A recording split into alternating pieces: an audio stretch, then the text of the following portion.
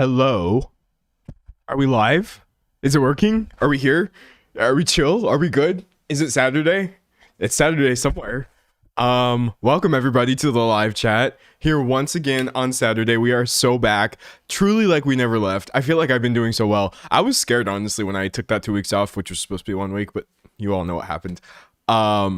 I was like, am I going to get back on track? But I've been on track so effortlessly. I feel like I'm here to stay until, of course, something else comes up and then I disappear. But you already know I'll be back.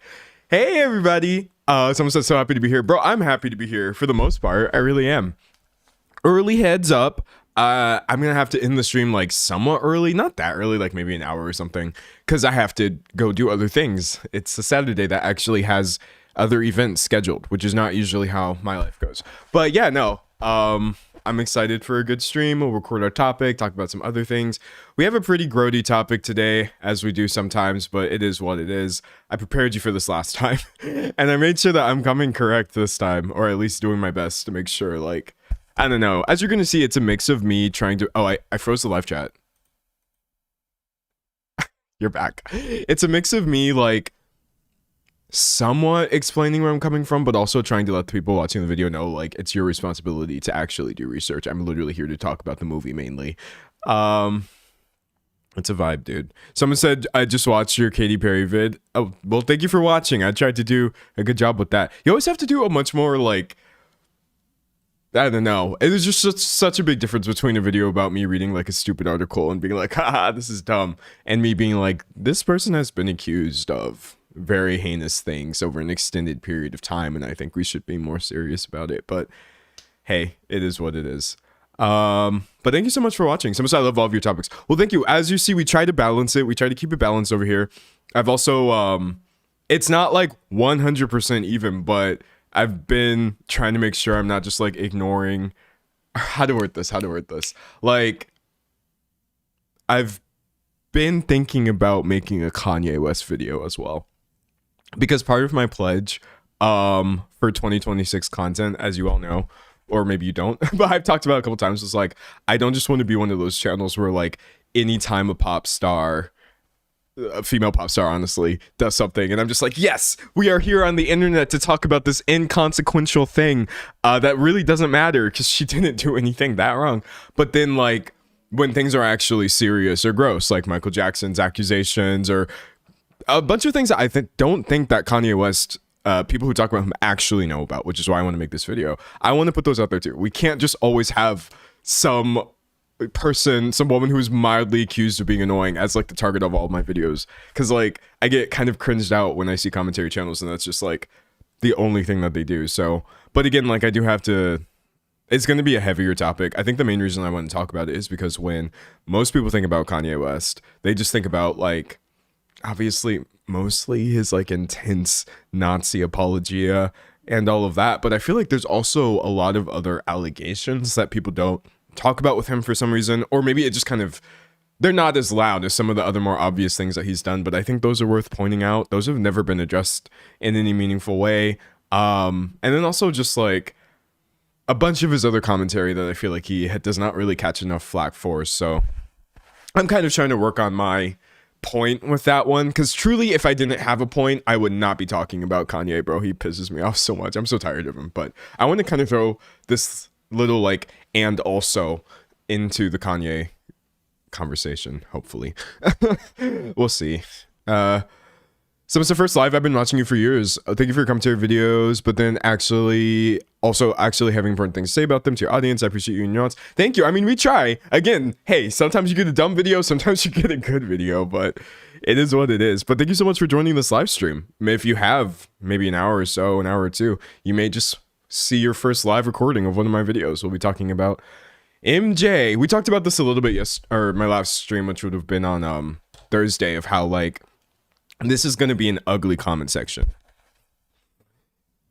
It's going to be an ugly comment section. I don't even think I've had to deal with one of those this year yet. I don't think I've posted anything where I knew that the comment section was going to be ugly. Even if I did think that, like, I was going to get pushed back, like in my Katy Perry video. Actually, in my last stream, we had someone follow me for the whole 3 hours, making multiple accounts to try to tell me they hate all of you and me and all of these things. Like, those are things that I'm prepared to deal with, obviously. And I'm also prepared for the alternative, which in this case would be like maybe even a majority of top comments just hating what I'm saying, or like seemingly debunking whatever it is that I'm trying to point out. But honestly,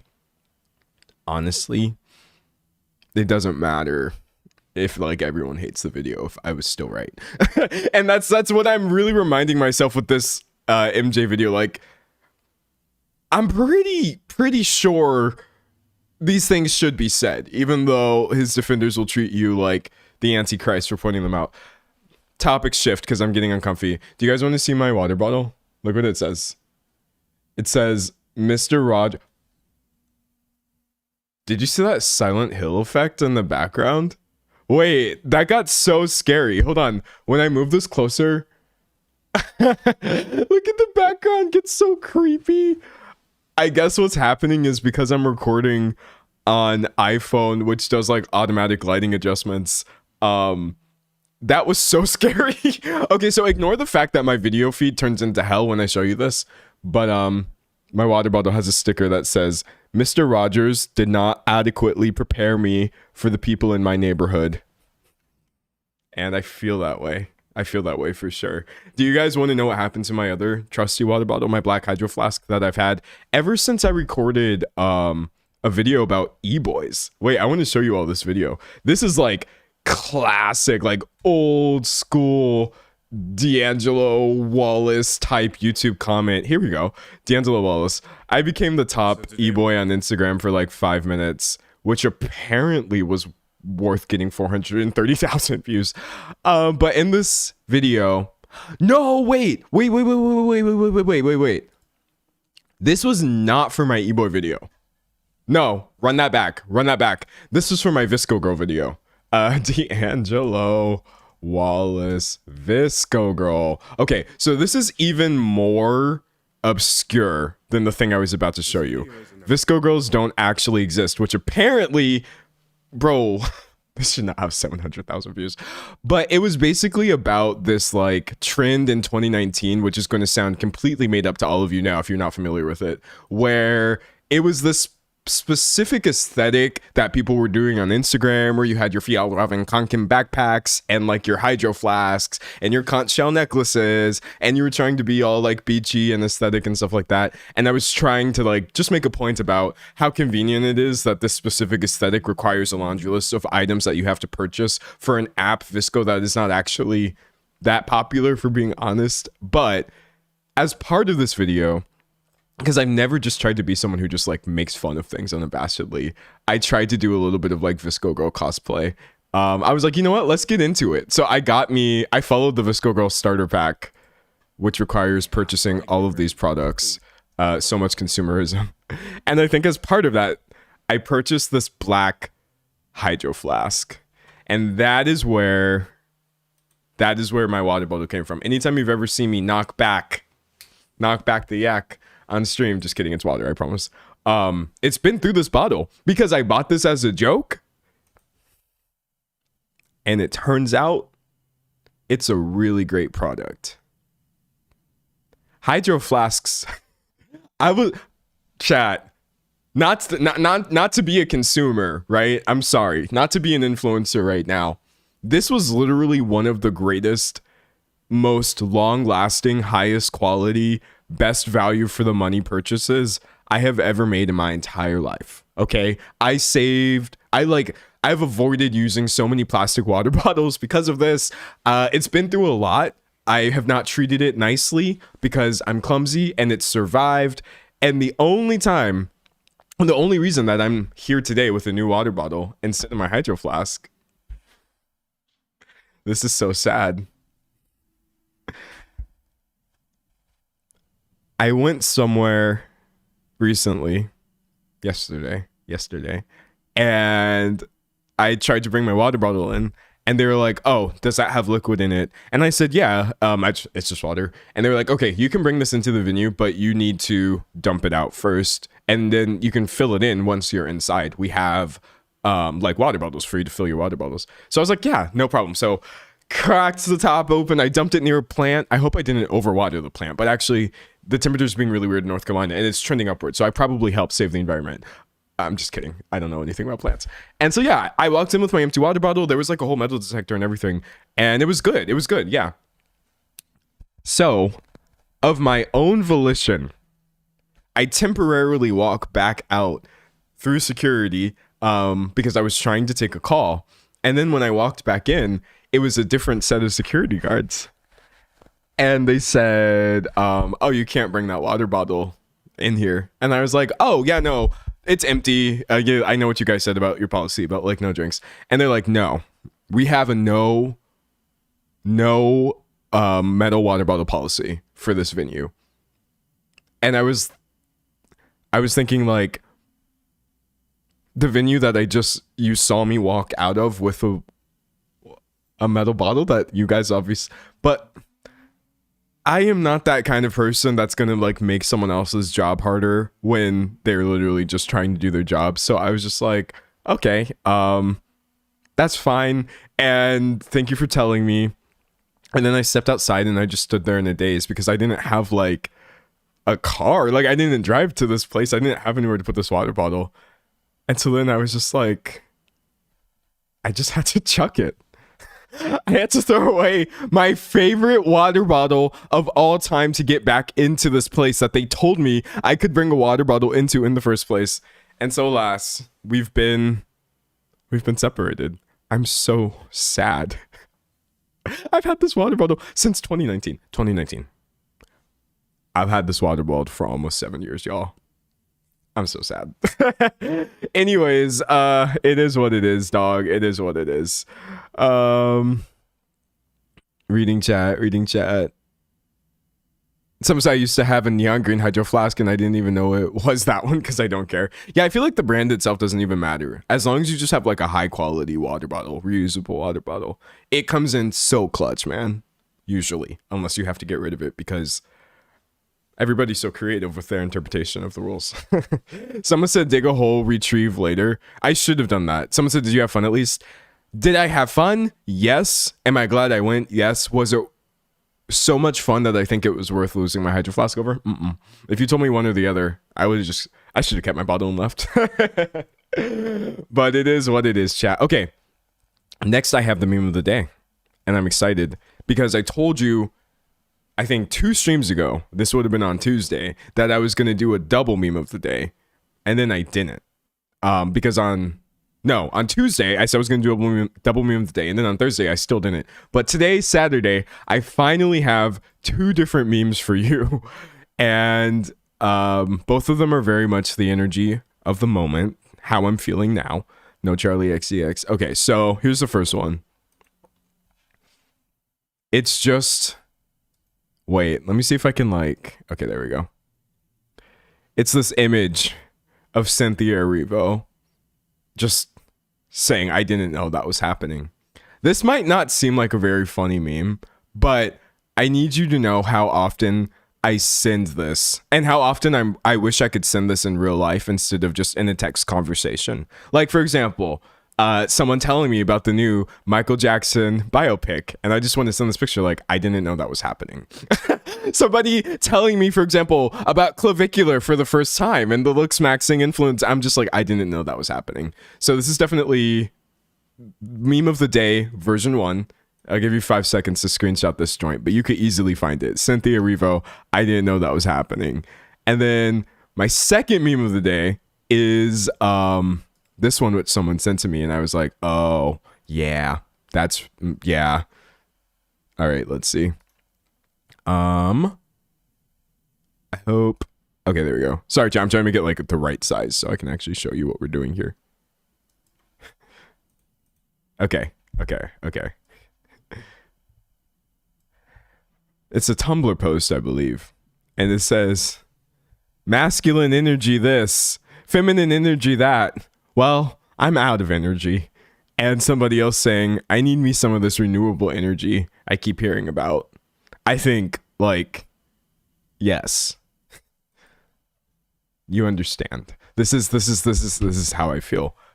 If you ask me like what my gender is or what do I identify as this Tumblr exchange. Legally, I wish I could put that on my driver's license, but yes, go ahead and take that one if you want it. This one might be a little bit hard to find, so I'll give you that 5 seconds. You got 5, 4, 3, 2, 1. Anyways, hopefully I find that source of renewable energy at some point, because yeah, masculine energy, feminine energy, I'm over it. I'm over this. I'm tired. Someone said I get it. I'm glad you understand. All right, booting up my second monitor. All right. Control K.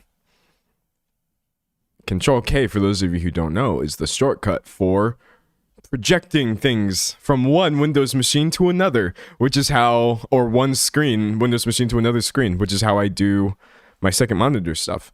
The fun thing about it is it doesn't always work. Like today, it seems like projection doesn't want to do what I want it to do. Someone said, did we just start, guys? No, I've been live for 21 minutes, but don't worry, because I haven't started the topic yet. So that's what you're here for. You're going to be all right. Someone said in my medical records, it says my gender is unknown. So I'm going to keep it as that for as long as I can. I'm jealous. I don't know what that... I need that to be real, honestly. Unknown. Because hell if I know... That's the real answer. Forget none, neither, male, female, non-binary, this, that, the other. I'm just like, bro, I don't know. And I have no intention of finding out. And that's not info that's relevant to me at all. Someone said, I get it. I also want to be femme again without being a girl. And now I do feel like the confusing one, but it's still not my fault. Listen, confusing other people with your gender, that's a them problem. That's actually the purest definition of a them problem. I'm gonna tell you that right now. You stroll up and you're like, oh, I'm this thing, and somebody's like, wow, but you look like this other thing. That's a them problem. You have no responsibility to worry about their feelings whatsoever. I've mostly been telling myself that, and it's been coming in clutch. I won't lie. Someone said my gender's none of my business. Yeah, like, I don't need to know.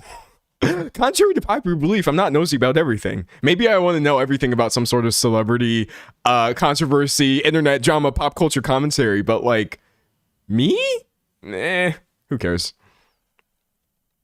Someone said, get it, a them problem. That's a they them problem when you confuse everyone with your gender. All right, pulling up my second monitor. We're going to take 2 and hope it works this time. I wouldn't be surprised if it didn't. Let's see. Y'all know I've had to stream without my second monitor before, but it sure is more convenient. Like, if I can check things first, especially too, sometimes people will tell me about things on stream, and I'm always so like slow to look them up because things be crazy on this internet, but it is what it is. Okay, yeah. Looks like we're just gonna have to accept the love we think we deserve and just move into a single monitor setup. That's okay. Reading. Someone said all my problems will go away if I stop worrying about how other people have a problem with me. That's true though. Honestly, like, no, not all of them. Because sadly, people will make their problems your problems. And that's annoying. And they'll do that via like legislature or in really dangerous ways. But there are a lot of ways in which people have a problem with you that you simply don't have to entertain. And there's a lot more of those like ways than we realize. And so kind of figuring out in your life of like, wow, people seem upset about this, but do I actually have a responsibility to mitigate their feelings? I swear to God, the answer be no. Like 99.100% of the time. I swear. Someone said you look so young for a boomer. Thank you. It's my skincare routine. I know as somebody who was born in like 1947. Why did I pull that date specifically? Wait, okay, hold on. What happened in 1947? I just want to know. A pivotal post-World War II year. No, that's the AI. Okay. It was the first year of the Cold War, which would last until 1991. Okay. Yeah, as somebody born in 1947, the beginning of the Cold War, it's not easy to look this fresh faced, but I try. Someone said I didn't know you streamed on weekends. I do, yeah. Tuesdays, Thursdays, and Saturdays at 12 p.m. Eastern time. Unless, of course, I don't, in which case I'm probably just sleeping.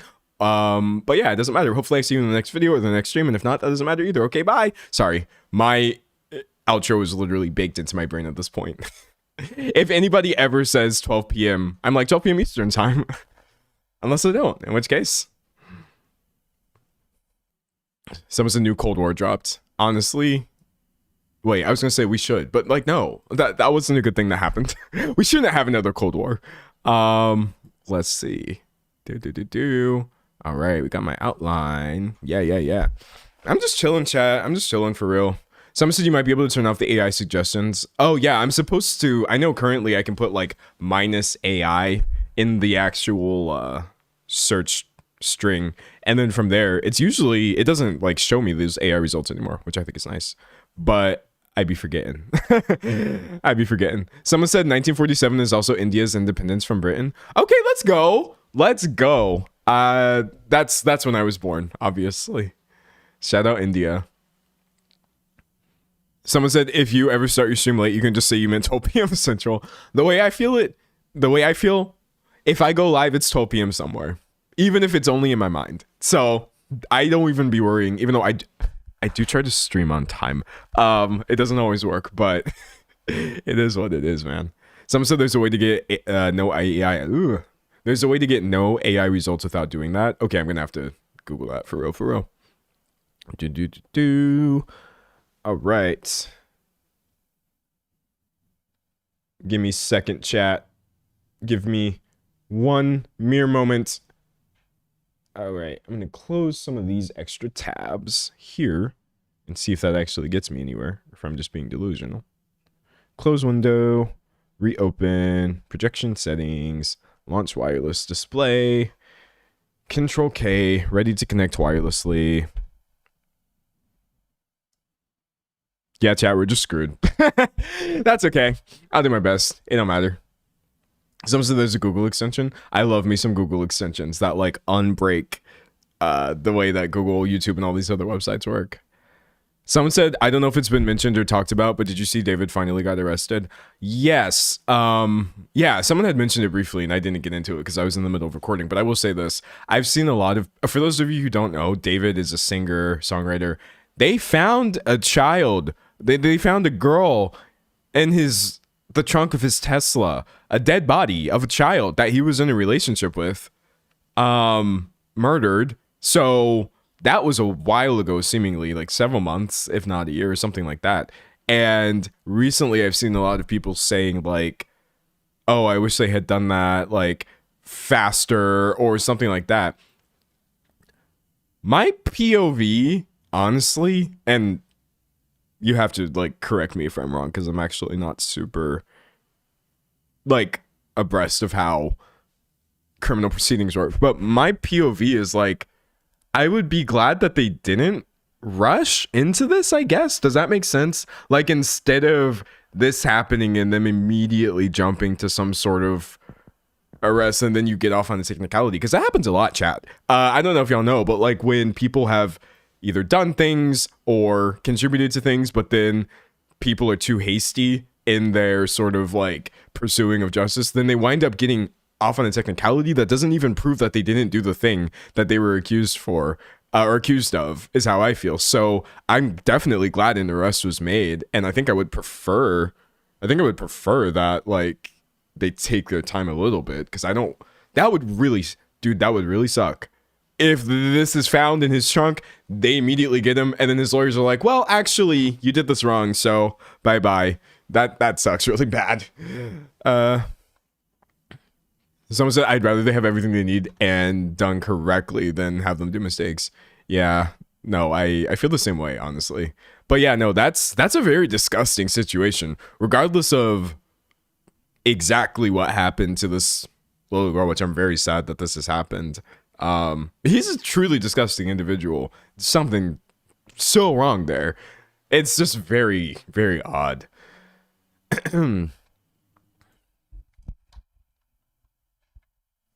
Someone said the circumstantial evidence was massive from the beginning. He should have been arrested months ago. You can arrest someone and not have everything ready for the actual trial. That's why I said I don't know too much about the way that this actually works. So I'll bookmark this with that same disclaimer. That being said, I'm glad he was arrested. Can I just throw that out there? I'm definitely glad he was arrested regardless. All right, so well, I have everything pulled up. Someone said reading chat. Someone said for me he's guilty or involved.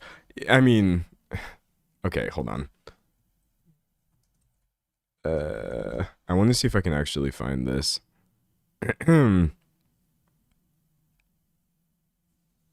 Okay, I can't even really find it. I can't even really find it, but actually, this is weird. But similarly to what I'm going to be talking about in a second with today's main topic, yes, there's the obvious massive allegation against, or massive suggestion that David was involved, which I would imagine to be true. But there's also just a lot of things that are currently verifiable about this girl that would make him like pretty much a monster regardless of what else is or is not found. And that's where I'm at with the David stuff right now. Like, why were you even with this girl? Why were you around her? Why, like, God, and she was so young. It's just all really, really, really messed up, man. It's really messed up. Someone said, does D'Angelo remember frequent commenters? Does D'Angelo have enough brain cells to rub together to remember frequent commenters? This is a better question you should be asking. You may not like the answer, but it is what it is, man. It is what it is. Someone said, are we on the topic yet, or is this David? We were talking about David, but I'm going to go ahead and get started. Everyone say hi to YouTube. Say hello. You're on TV. I'm recording right now. I'm gonna drink some water. Drink some water out of my shiny new blue water bottle. All right, let's go. Just trying to lock in. I'm literally trying to lock in. All right. We got the highs rolling in. I'm going to be honest, I hate everything about this upcoming Michael Jackson biopic that all of his defenders are trying to gaslight us into believing is a normal and good thing, a celebration of an icon. I am tired of pretending to walk on eggshells about Michael Jackson, so I'm going to be honest about my opinions in this video, and I can only imagine what the comments are going to look like, but I need you to know. I need you to know in your heart of hearts, when you leave your massive paragraph detailing every single point about how I'm wrong and jealous, I did not read that. Anyways, I'm coming into this. Okay, we can stop saying hi, chat. That's a good one. I'm coming into this argumentative. I truly am. I don't think there's any other better way of doing this, honestly. I don't believe there is. Someone said I am not okay with MJ. No, absolutely not. Anyways, let me go ahead and get started. So, someone said hi, gay people. That's a lot of people, chat, in this specific space that we're in. Anyways, so someone said comments are going to be all of your fans low. Oh wait, hold on. Let's address this. Initially, yes, I do think the vast majority of comments that I get in my first 24 hours are usually just people who are subscribed. But the problem with posting content on YouTube, or the beautiful thing, depending on how you look at it, is then it gets out into the algorithm, the big, beautiful world, where every single person who has an internet connection and an opinion and a keyboard can type out something about what you said. And that is what I know is going to wind up happening later. Especially too because like his fan base is really notorious for like seeking out people talking about him and posting these things everywhere. It's really cringe, dude. It's really cringe.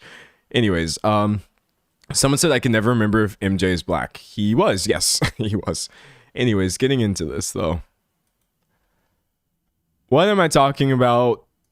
It's the Michael Jackson biopic that has been, or it's the Michael Jackson movie, simply titled Michael. That's actually been in the works in some form or another ever since 2019. Why did I forget how to speak? Okay. This happens to me every now and then when I try to say a sentence that is so simple and I cannot get it out for the life of me. We're running that back right now. So, what am I talking about? It's this Michael Jackson movie, simply titled Michael, that's actually been in the works in some form or another since 2019. Thank God. Someone in chat said, I'm so done with biopics. I'm going to include this in the video. I would have to agree just on principle. I'm not a big biopic fan, even if the person in question I didn't consider to be disgusting. I sort of don't understand the point of them, or maybe they just fly over my head. How many biopics have we had recently, chat? Hold on. I want to know. Wasn't there like... There was a Bob Marley one. Was there a Bruce Springsteen biopic and a Bob Dylan biopic, or am I just making stuff up? Bruce Springsteen biopic. Oh my God, this is a real thing that happened. Okay, we've got the Springsteen one. Hold on.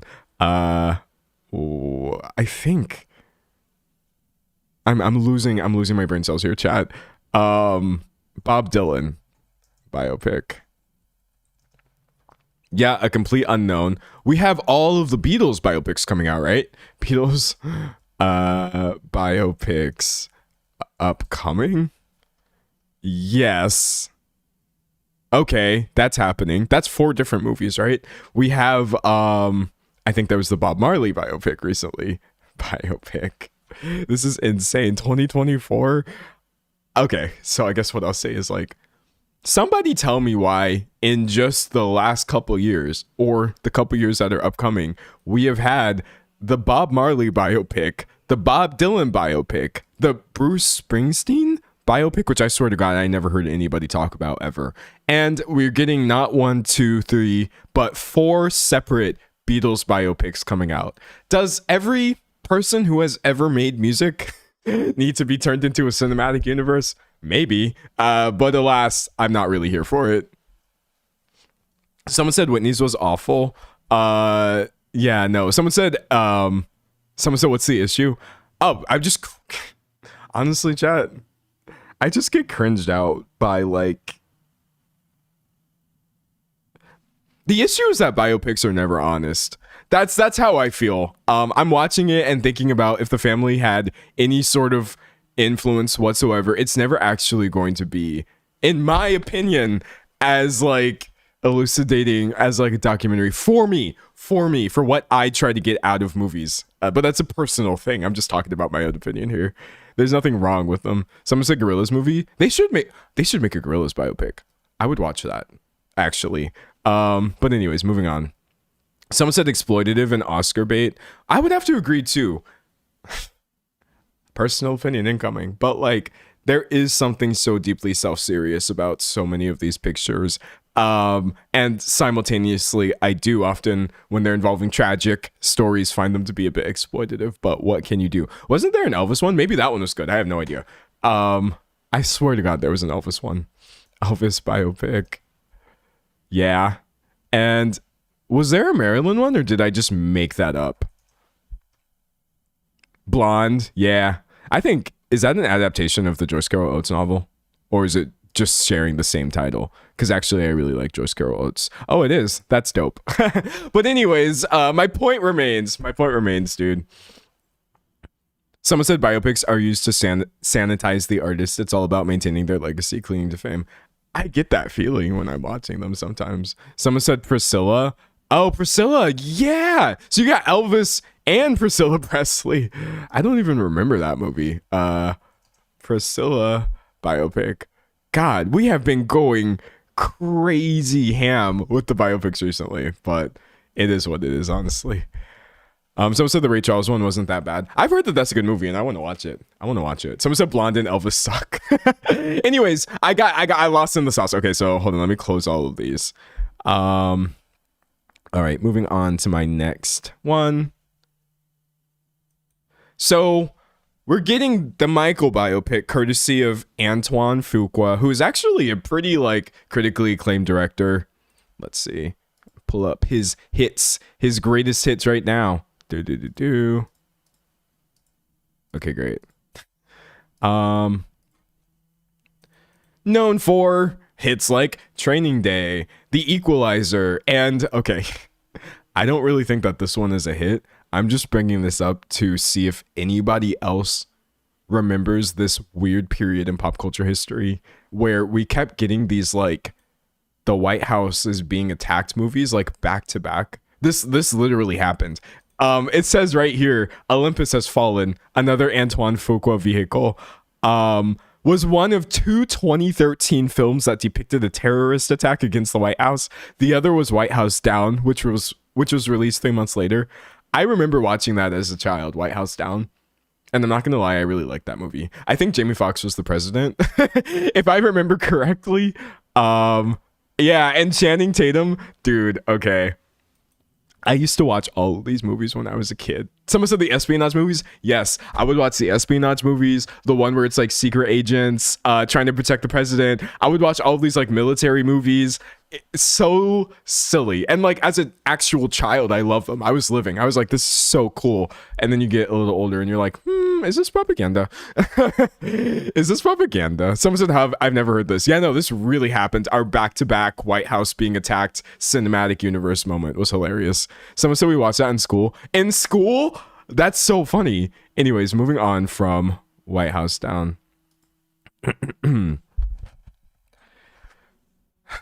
Anyway, the movie itself, I'm not going to lie, it doesn't really look great. We'll take a look at it. I'll just pull the trailer. Okay, here. We can't really watch trailers. You may have noticed I've pretty much never shown a trailer in its entirety, and that's mostly because, like, companies are really aggressive with their rights management. But anyways, I have a feeling the movie itself is probably not going to be particularly terrible or particularly amazing. It definitely, from the surface, does seem like a quite sanitized, inspirational story, but the main issue I have with it is I feel like, even unlike some of these previous biopics I've mentioned, making a movie about this person specifically just comes across as so tasteless and bizarre to me. And I know the immediate pushback would be, well, obviously it's going to sell well. There's already articles coming out right now here. You could literally just Google Michael biopic success news. We're already being told essentially it'll be a successful biopic. I think BBC just said it as well, if I remember correctly. Shaping up to be a success. Michael Jackson film set to be a controversial hit, etc. For a split second, I would like to separate the millions and millions of adoring fans. I would like to separate the decades of good pop music and just take an actual critical look at these allegations against him that have been following him ever since, or his entire life, and also long after he perished. Someone said not the CGI pet monkey. Well, it's better than a real monkey. I will say that. Anyways, God. I'm literally having to like reset my brain before I start talking about these allegations because they're just so weird, chat. They're so weird. Someone said there will be no mention of the children. We'll get into that towards the end. Okay. Sorry. So, I guess this is going to be a little cringe, but let me start off with a story time about me and Michael Jackson allegations and how I had to change my thinking after doing research, which I think many of his defenders would benefit from doing. I actually thought he was innocent. When I was a child, I was already aware that multiple children had come forward and said that Michael Jackson molested them, that he shared a bed with them and did things to them, touched them in inappropriate ways, plied them with alcohol, etc. As a child, I knew all of these things because it was worldwide news, and I was essentially told that every single one of these people was lying. All of this was a plot to take down Michael Jackson out of jealousy. All of these things had been disproved, that the majority of the people who would come forward were proven to be extorting him, blackmailing him, lying about their stories, changing their stories, inconsistent, etc. I took all of that at face value, and I essentially always believed that all of these things are false because I was told so as a child. Upon becoming an adult and seeing how heated the discussion was about him and seeing how vehemently people talked about their disgust at the excusing of his actions, that's when I decided to start looking into what people were saying, doing the same thing that Michael Jackson defenders say to do, which is do your own research. And I've come to my own conclusion, which is like, you literally cannot convince me that this man wasn't a pedophile. The more research you do at the behest of Michael Jackson defenders, from my POV, the more you will see that he was disgusting for so many reasons and so deeply blatant about it. Someone said all the conspiracies about it were wild. We're going to talk about one of the conspiracies later involving Epstein and all this weird stuff. But anyways, let's start with the things that Michael himself actually admitted to doing, which would be sharing his bed with multiple children. Let's see. Okay, great. Not even his defenders can deny this, obviously. So it was that we came back to our meeting at Neverland with 12-year-old Gavin. Wait, sorry, Chad, I can't hear. I know you can hear, but I have audio going out to multiple places. Let me reset my monitoring. Someone said creepy. Dude, it's so creepy. Oh, wait a second. Also, I need to give an obvious but very serious trigger warning for... I don't know. CSA? No. Actually, chat, I'm not even pedophilia. Sorry, this sucks so bad. What would the trigger warning be? Disturbing, I guess, for like disturbing content involving minors, including allegations of pedophilia, child sexual abuse, exploitation materials, and more, is how I would word that. So let's include that in the video. All right. Someone said, how much did I miss? I just got here. Ugh. Sorry. I'm glad you're here. But we're in for a bad time. And so it was that we came back to our meeting at Neverland. Wait. I'm already distracted. This is so funny. I have a comment right here. Y'all chat. Y'all know I usually don't like respond to comments that are disagreeing with me because I don't see it as fruitful. But I have a comment right here that says, where did it go? Wait, I want to find it. Oh, this is a low-hanging fruit of a topic for you, D'Angelo. Low-key disappointed.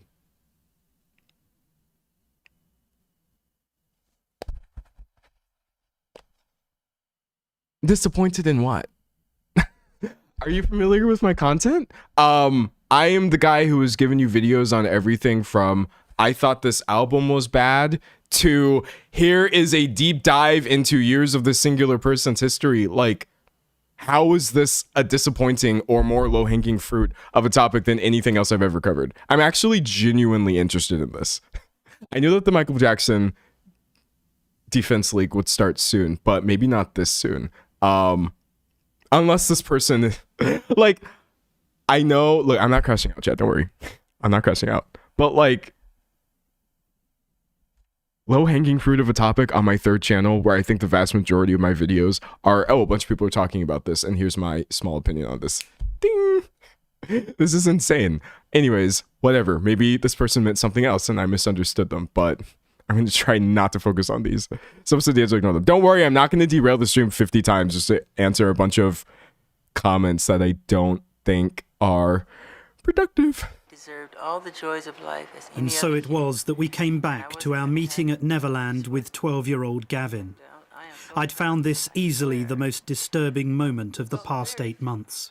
You know, some have, and they say, is that really appropriate? When you're talking about children, we met Gavin, and it was a great privilege to meet Gavin because he's had a lot of suffering in his life. Yeah. When Gavin was there, he talked about the fact that he shares your bedroom. Yes.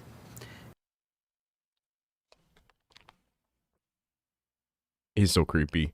Anyways, this interview, which was conducted as part of a documentary includes his now infamous justification for why he was prone to not just hanging around kids almost all of the time, but also sleeping in close proximity with them. And it's so just deeply bizarre. Someone said we're their adults. That's a great question. As much as Michael Jackson is to blame, also the parents of all of these children would have wound up permitting so much, but that's a topic for another day, honestly. Can you understand why people would worry about that? Because they're ignorant. But is it really appropriate for a 44-year-old man to share a bedroom with a child who is not related to him at all? That's a beautiful thing. That's not a worrying thing? Why should they be worrying? Who's the criminal? Who's Jack the Ripper in the room? This is a guy trying to help heal a child. I'm sleeping in a sleeping bag on the floor.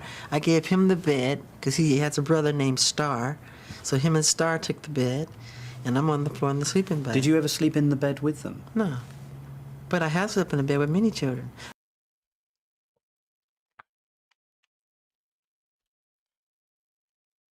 Even if you were to ignore all the allegations that were surrounding Michael Jackson, or just outright dismiss them as false, including allegations made by this very boy who was in this video, that's still obviously weird and disturbing behavior. I think the base level Michael Jackson defense would still be admitting that he was a massive creep and absolutely was grooming these children. But alas, someone said the way my lips just cold. No, dude, it's so disturbing. So yes, looking at Michael's own comments about how he interacted with children was a massive reason why I just found it to all be so disturbing.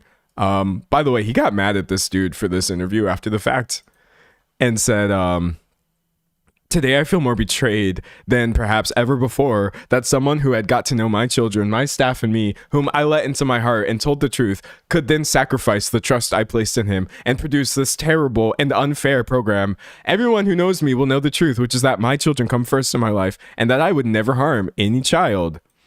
Also, if you look at the actual continued version of that interview, it's so deeply weird. Let's see. Pulling this clip from TikTok, I suppose. Sleeping in bed with all of them. When Macaulay Culkin were little. It's so small. Okay, hold on, chat. I'm trying to make it bigger for you. Actually, I got to put it in the right spot first. When you're talking about children, we met... Also, I got to turn it up a little bit. Volume master, we'll try 300 or something like that. Okay, great. Gonna skip forward past what we've already seen. That's not a worry. Bag on the sleeping bag on the. Okay, sorry, chat. I don't know. Try not to be stupid here. Floor. I gave him the bed because he has a brother named Star. Someone said the journalist did get in trouble though for his Diana interview. Let's get into that. Even if the journalist completely set him up, which by the way is what Michael Jackson defenders say, in what world would this be an acceptable answer? So him and Star took the bed, and I'm on the floor in the sleeping bag. Did you ever sleep in the bed with them? No. But I have slept in a bed with many children. I sleep in the bed with all of them. When Macaulay Culkin were little, Kieran Culkin would sleep on this side, Macaulay Culkin's on this side, his sister's in there. We're all just jamming the bed. And we wake up like dawn and go in a hot air balloon. You know, we have the footage. I have all that footage. But is that right, Michael? It's very right. It's very loving. That's what the world needs now. More love, more. The world needs more heart. The world needs a man who's 44 sleeping in a bed with children. No, you're making it all wrong. That's wrong. This idea that he's making it wrong or adding an erotic undertone, as Michael goes on to say later. You're literally just saying aloud, repeating back what Michael said. And then Michael says, well, no, it sounds weird when you say it. Yeah, because it's freaking weird. Anyways, moving on from the bed stuff. There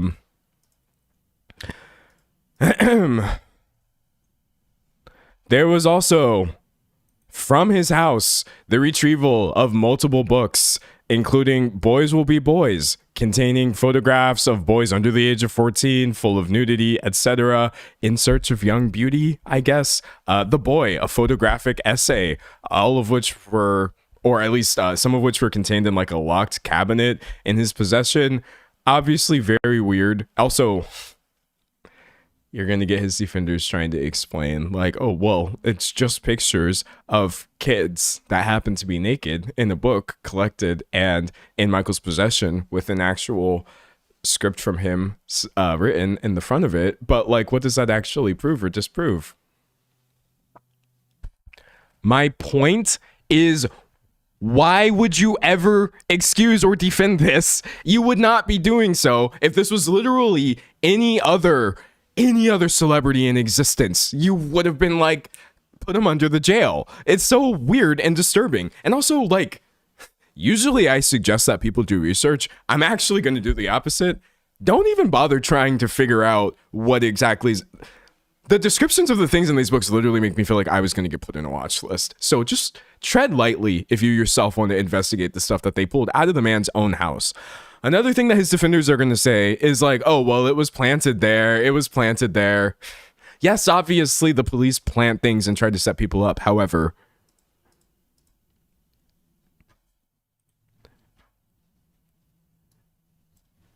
that wouldn't necessarily explain why his lawyers themselves make reference to these books, countering that they have no relevance to the current case and are highly prejudicial. It's just plain stale, etc. I really don't think that there's any denial that these books are in his possession as well. So you have these boys in your bed. You have these disgusting books with photos of a bunch of boys. And then also, someone said, wasn't it considered fan mail that he never opened? Yes, chat. That's also what his defenders will tell you. Like, oh, those books were just sent to him, because Michael himself has said that in interviews. Like, oh, I don't know. Maybe I did have a book full of weird pictures of kids in my possession, but it's just because fans from all over the world love to send me things. And I'm just like, okay, dog. But there, you could do with that information what you will. Which, by the way, doesn't seem consistent with his lawyer's testimony. But anyways. There's also just the fact that you can look at the millions of dollars that he's paid in trying to settle a lot of these lawsuits. Or you have to be really specific with your phrasing. Otherwise they're going to come get you and be like, oh, it wasn't a lot of lawsuits. It was just these specific ones. You can look at the millions and millions of dollars that Michael Jackson has paid in settlement money towards people who have accused him of sexual abuse as children, etc., including at least $15 million towards one of his accusers. Obviously, settling something out of court is not an admission of guilt, right? I'm not saying that this proves anything. I'm just saying, okay, now we have somebody sleeping in the bed with random people's children containing this material and also paying millions of dollars to settle allegations against him out of court. Not the only time he's done this, by the way.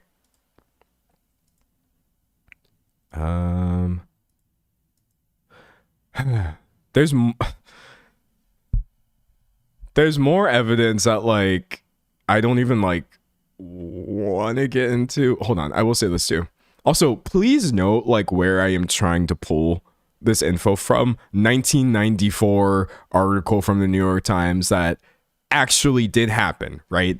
I think, like, so much of the discourse about this gets debunked or ignored because people love trying to point out that people have vendettas against Michael and so they're biased, etc., which I would argue that,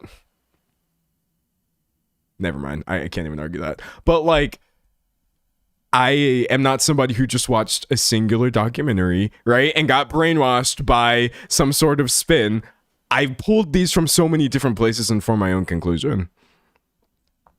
Someone said, why are there so many defenders in the comments? Because literally never underestimate the power of fame. Honestly, it's literally just that. I'm sorry. Nobody who is in the comments defending this right now or trying to make excuses for this would be doing so for anybody other than Michael Jackson.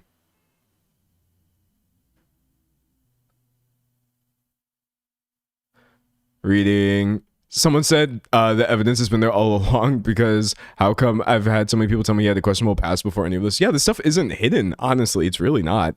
Some sort of group thinkers. I mean, everything is technically groupthink, right? I don't just want to outright dismiss people because a bunch of people are really adamant about something being true or untrue. But in this specific case, it's not as simple as that. Someone said, D'Angelo, please watch Leaving Neverland. Yeah, the thing about that was that's one of the ones that people say, or that's one of the ones involving accusers, right? I couldn't even bring myself to watch that, honestly, chat. Yeah.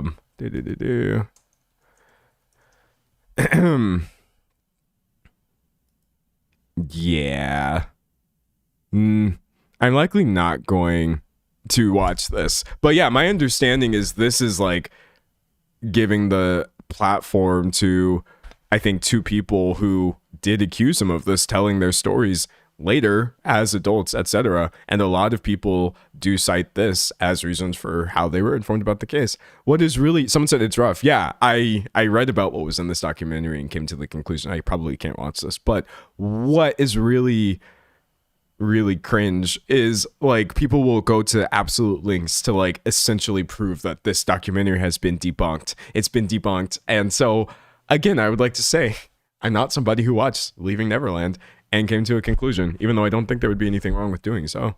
Someone said it was a hard watch. Yeah, someone said it means a lot to me to see someone cover this topic with common sense. Okay, well, here's the thing. Like,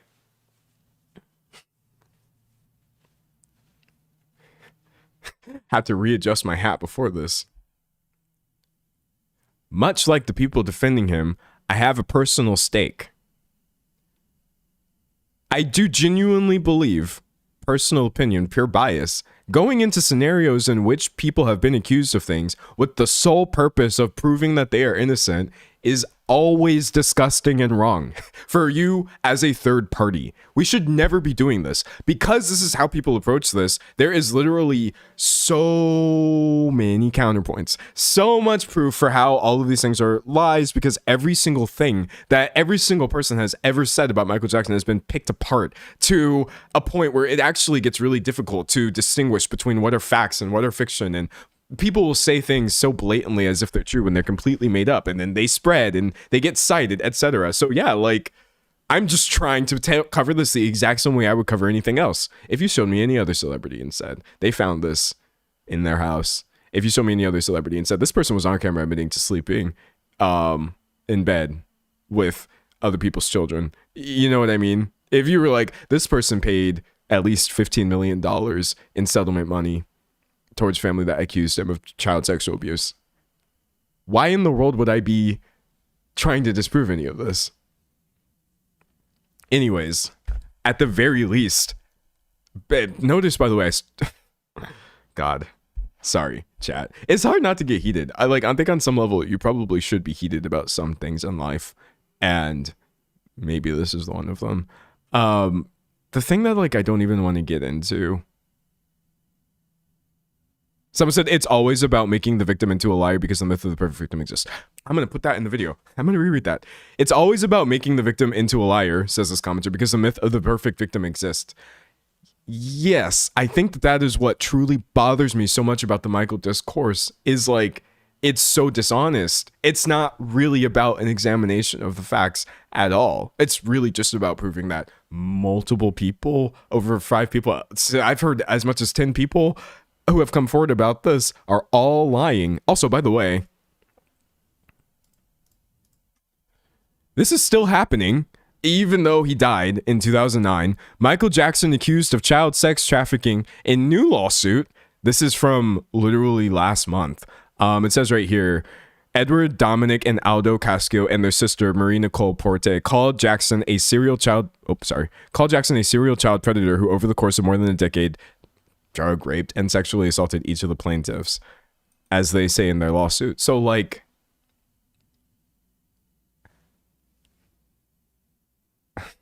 Lord, someone said there's way too many people for it to, I just wish people were more honest about this thing. Also,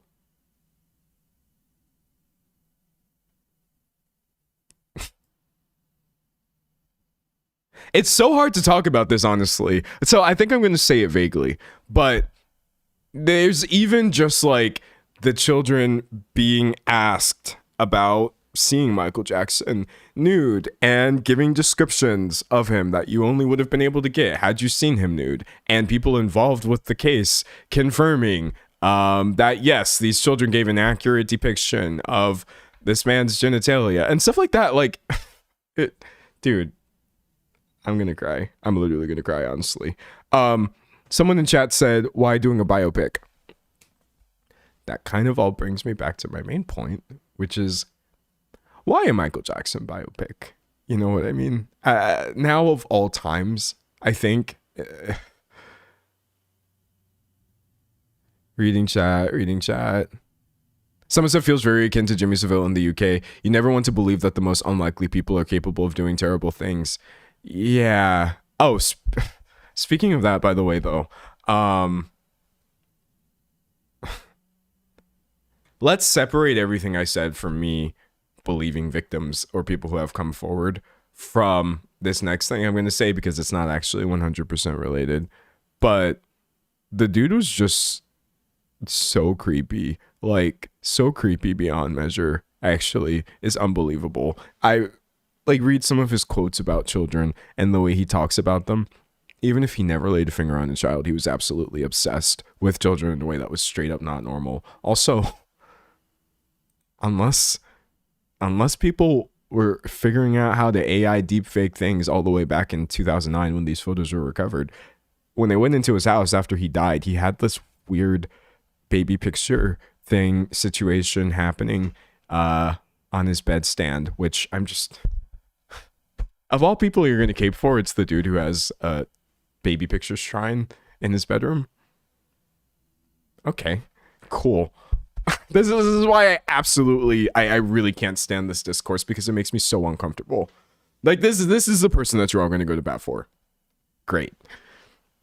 Someone said, I've been revisiting the cases and it's all disturbing. Yes, but look, that being said, I strongly encourage you to do your own research and pull from multiple sources. Read what the people who are debunking everything about this are saying, and read what the people who are coming forward are saying. Read, find the evidence, go through it yourself, and come to your own conclusion. Don't just listen to somebody tell you everything has been debunked like I did a long time ago. And don't just listen to somebody tell you that he's guilty and then just take it without looking into it further. Like, there's just so much there. And even if somebody was to pick apart every single thing I've said in this video, because I'm sure the debunking video is on its way, just know that it doesn't matter.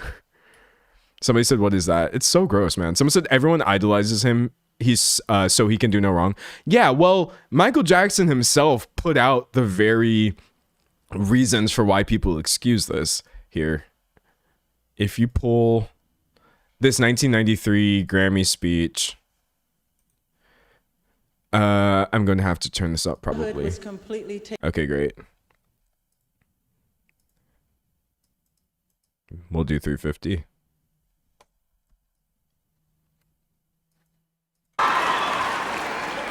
My childhood was completely taken away from me. There was no Christmas, there was no birthdays. It was not a normal childhood. No normal pleasures of childhood. Those were exchanged for hard work, struggle, and pain, and eventual material and professional success. But as an awful price, I cannot recreate that part of my life. Join the club, buddy.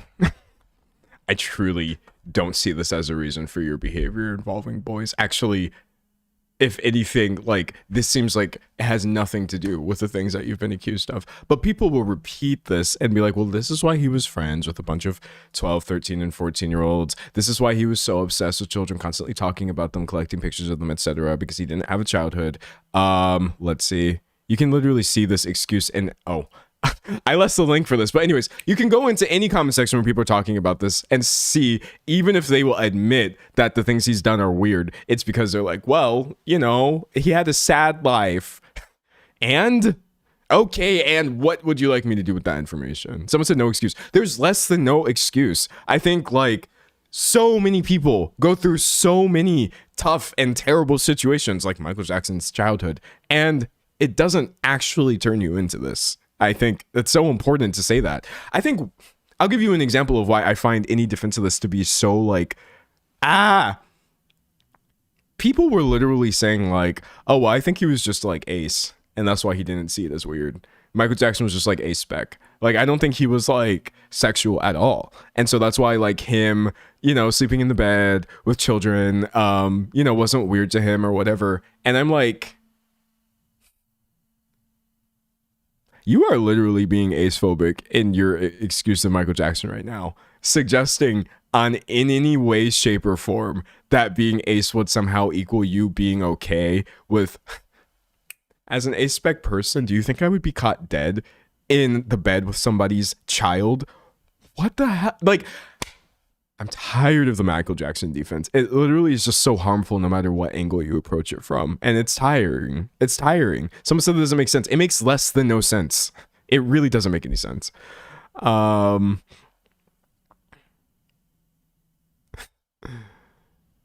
Reading chat. Sometimes I'm closer to ace than not, and I know what's appropriate and what's not. Yeah, no, like, there's just no reason for all of this. Anyways, by the way, that's not even as far as the defense goes by any means. You also get people saying, and I kid you not, actually Michael Jackson was like hanging around all of these kids because he was trying to protect them from Jeffrey Epstein. Now, obviously, I don't think all Michael Jackson defenders believe this, but the fact that this is even a real string of words said by anybody. Also, I don't know what all is in the files, but I'm going to be honest. I don't care who you were. There should not be a picture of you with Epstein ever. But like,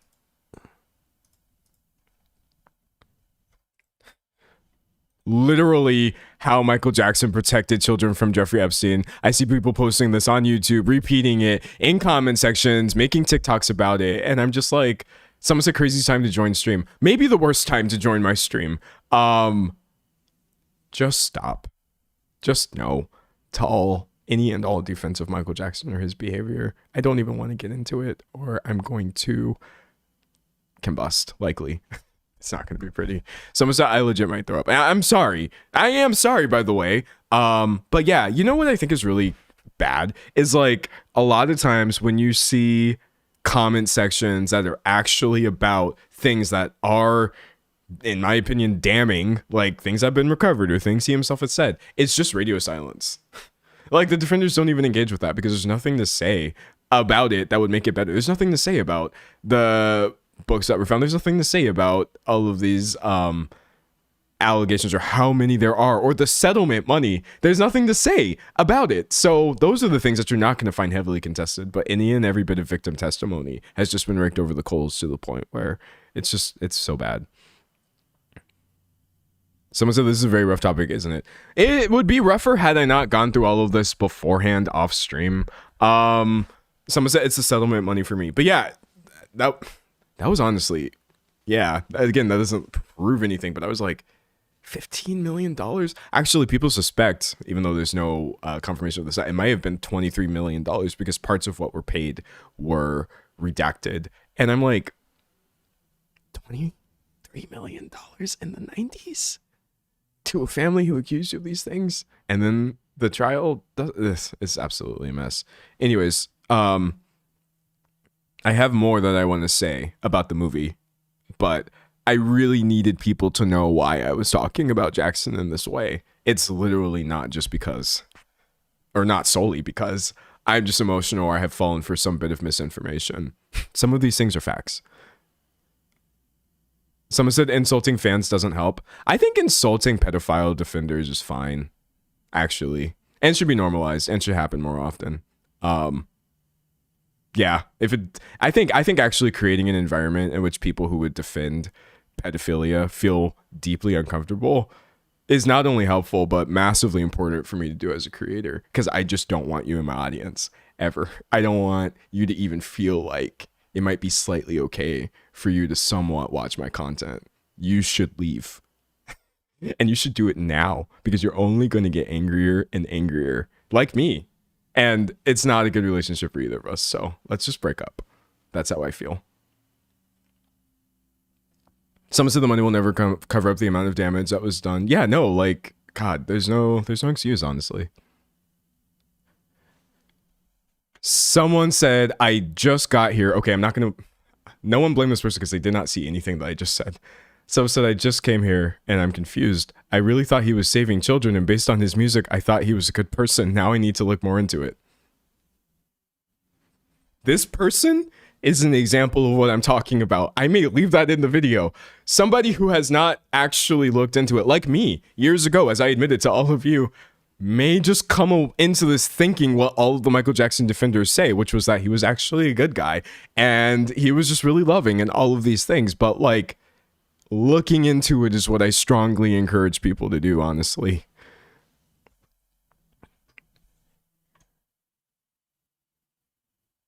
Reading. Someone said I relate to that. Yeah, I think the thing is, like, I don't blame people who... Oh, I should include this in the video. I'm so glad you showed up, because you actually just saved me from a little spot that I think is really useful to include. I don't blame anybody who is not up to date on this case, or these multiple cases. It's deeply confusing. You shouldn't feel bad for knowing things, or you shouldn't feel bad for not knowing things. You should feel bad for knowing things and excusing them anyway. So I do want to draw that distinction because it's pretty important to me. My content's never really about like, hey, you're an idiot, because we all knew that this dude was a problem and you didn't know because you fell for something.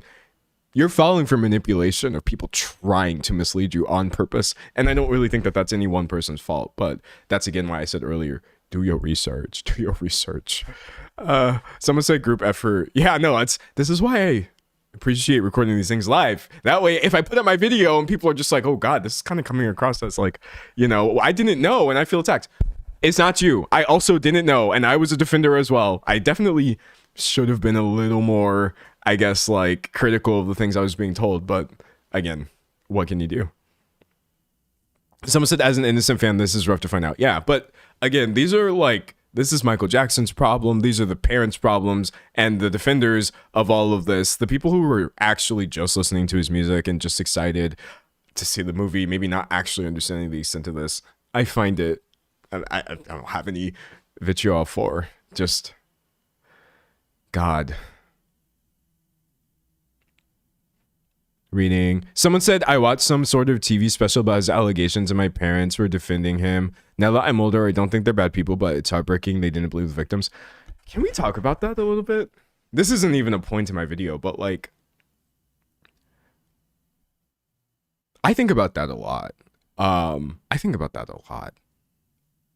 About how many people just don't believe, or actually intentionally disbelieve and try to disprove victims when they come forward about things, and like how common this behavior is. I think the issue is that people don't see it as being a bad person to do this, or they don't see this as like a harmful thing. So, because yeah, I have a lot of people in my life as well, maybe older people or even people my age, honestly, who are Michael Jackson defenders, and it's like, do I think that they're doing this out of any sort of like real malice or anything? No, I think that, sorry if this sounds stupid, but like society literally primes us, like it sets us up to disbelieve victims. I think that's mostly the issue when I think about the people in my life who unfortunately exhibit this behavior. They're just doing what they've always done and what everyone has done. This is how things work. Honestly, when you come out, the cards are automatically stacked against you by everyone from the people in your life to the justice system, etc. No one is really on your side. And so I feel like people immediately jumping to defend people like this is more so a reflection of the way things are than maybe anything that's in them specifically.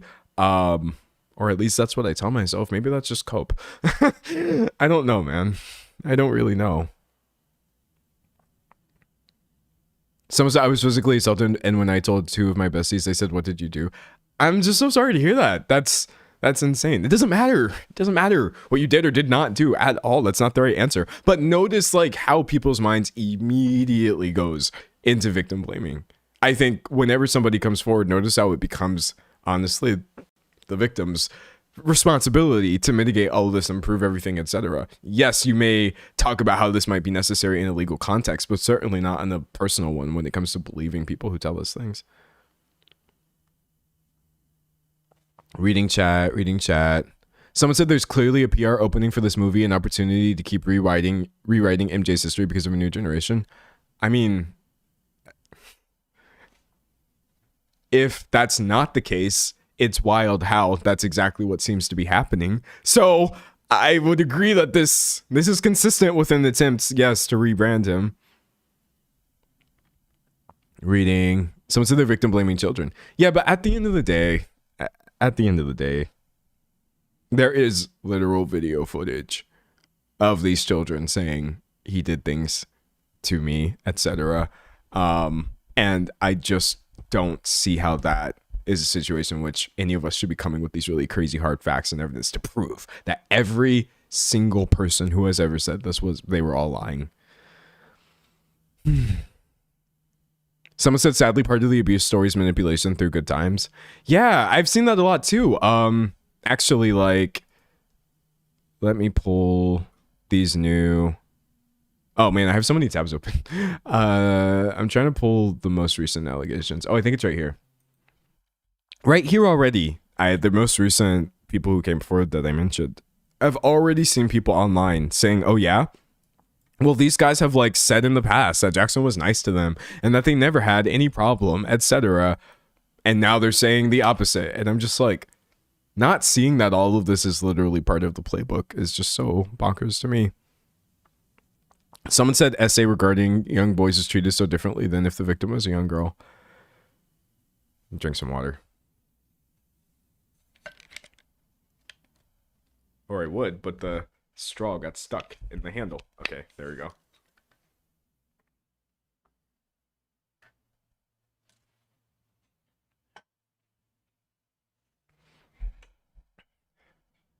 I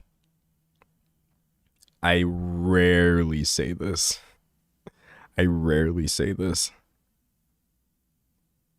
But if you reverse the roles, honestly, the situation would be different. Hold on. I'm going to talk about that in a second, but I'll be right back. Give me like 2 minutes. I know this timer is going to say 5 minutes, but give me 2.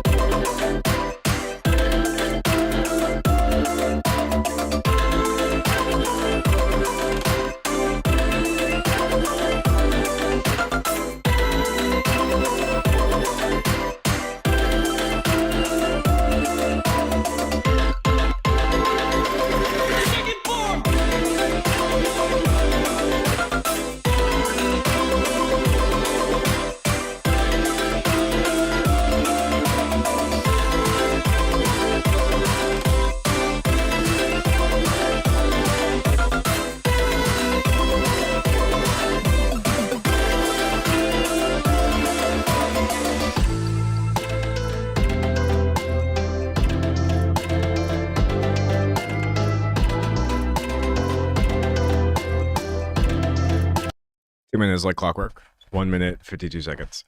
Anyways, I was gonna say I rarely agree with the idea that if you were to flip gender roles, then all of a sudden, you know, things would be completely different. Or like, because usually people say this when it's like, but all this to say, I know that this is what's happening here, honestly, because no, people really, really do not take abuse against boys seriously at all. Look at how many stories of like teachers taking advantage of students are met with like, heck yeah, and it's actually literally insane. Look at how many people consider literal statutory rape that has happened to them to actually not be that big of a deal.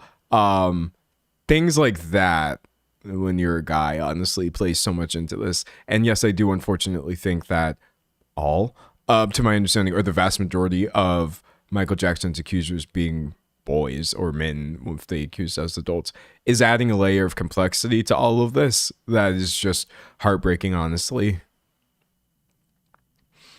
Someone said, what would be different about it substantially? People don't care about children regardless. I believe the answer is misogyny and patriarchy, even though this doesn't seem to have anything to do with women. It's literally just the idea that like men ultimately hold all power physically, and that there is actually no real way for a woman to abuse a man, or for anyone to really abuse you when you are male. In the patriarchal society, it can't happen. You can't actually ever be a victim. That's what I think is different. All right, and that's just like from things that I notice, or things that unfortunately I've seen in my own personal life. There is a difference, and it is literally just because society can't ever view you as a victim. It's not just because you're a child in the specific case, but just like there's no framework for that to exist in a lot of people's minds, and that is why you see them spiraling out of control to excuse it. Someone said exactly, patriarchy is so harmful for everyone. Yeah, it's bad. Someone said exactly, because the patriarchy hurts men too. That's how I feel that it would be different. Not because this has anything to do with women specifically. Literally just, it's a guy problem. Us ruining everything for all of us. Someone said, I just saw a TikTok of this topic today. Ugh, well, the timing. You're likely going to see a lot of this as the days continue. Reading. Someone said people don't take sexual abuse seriously regardless of gender. That is true though. Like, there's point blank period. I'm not saying that it would have been better or easier for anybody that if there was a different gender involved. I'm just saying, look at what's motivating a lot of this. It's not just that people don't believe victims ever. It has a lot to do with just people never even seeing this as a thing that could happen.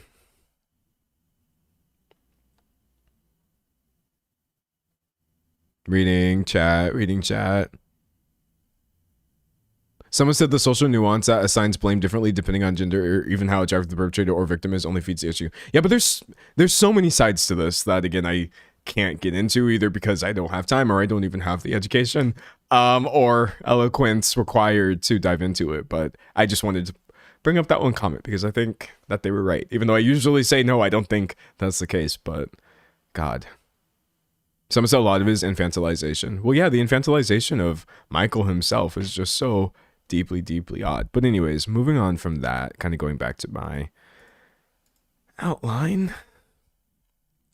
Actually, before we move on to the movie, or back to the movie, which would basically be one of my final parts, is there anything else anyone wants to say? Because God forbid, honestly. Someone said the biggest thing stopping our society from progressing in this regard is men and patriarchy. Reading chat. Someone said they infantilize him because he had bad childhood. You might have missed that part. But yeah, we talked about that already. Him himself saying this and everybody giving it a pass because of that. Someone said he was just a 46-year-old kid. God. This is how they sound. I know you're not being serious, but like, it's so stupid. Reading chat. Someone said thank you for doing this. Well, I'm trying. I'm really trying. All right. So I think we've mostly kind of got that covered-ish for now. All right. So moving back into what I want to say. Because of all of this, someone said, maybe we could touch on the sexuality aspect of this. No, we cannot. I'm not qualified to do that in any meaningful way at all. Reading. Someone said, honestly, though, is there a way for folks to unlearn these sorts of things without falling prey to misinformation again? This seems to be a pattern in general, even with all the information that's there.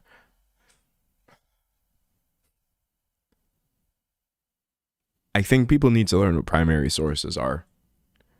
I literally think that's it. I'm going to show you something. And this is a theory that I'm working on. This is not science. This is not something that's backed up by anything. Okay. Do you know what primacy means?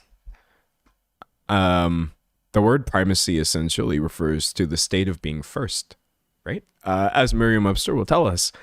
And do you know what primary means? Meaning.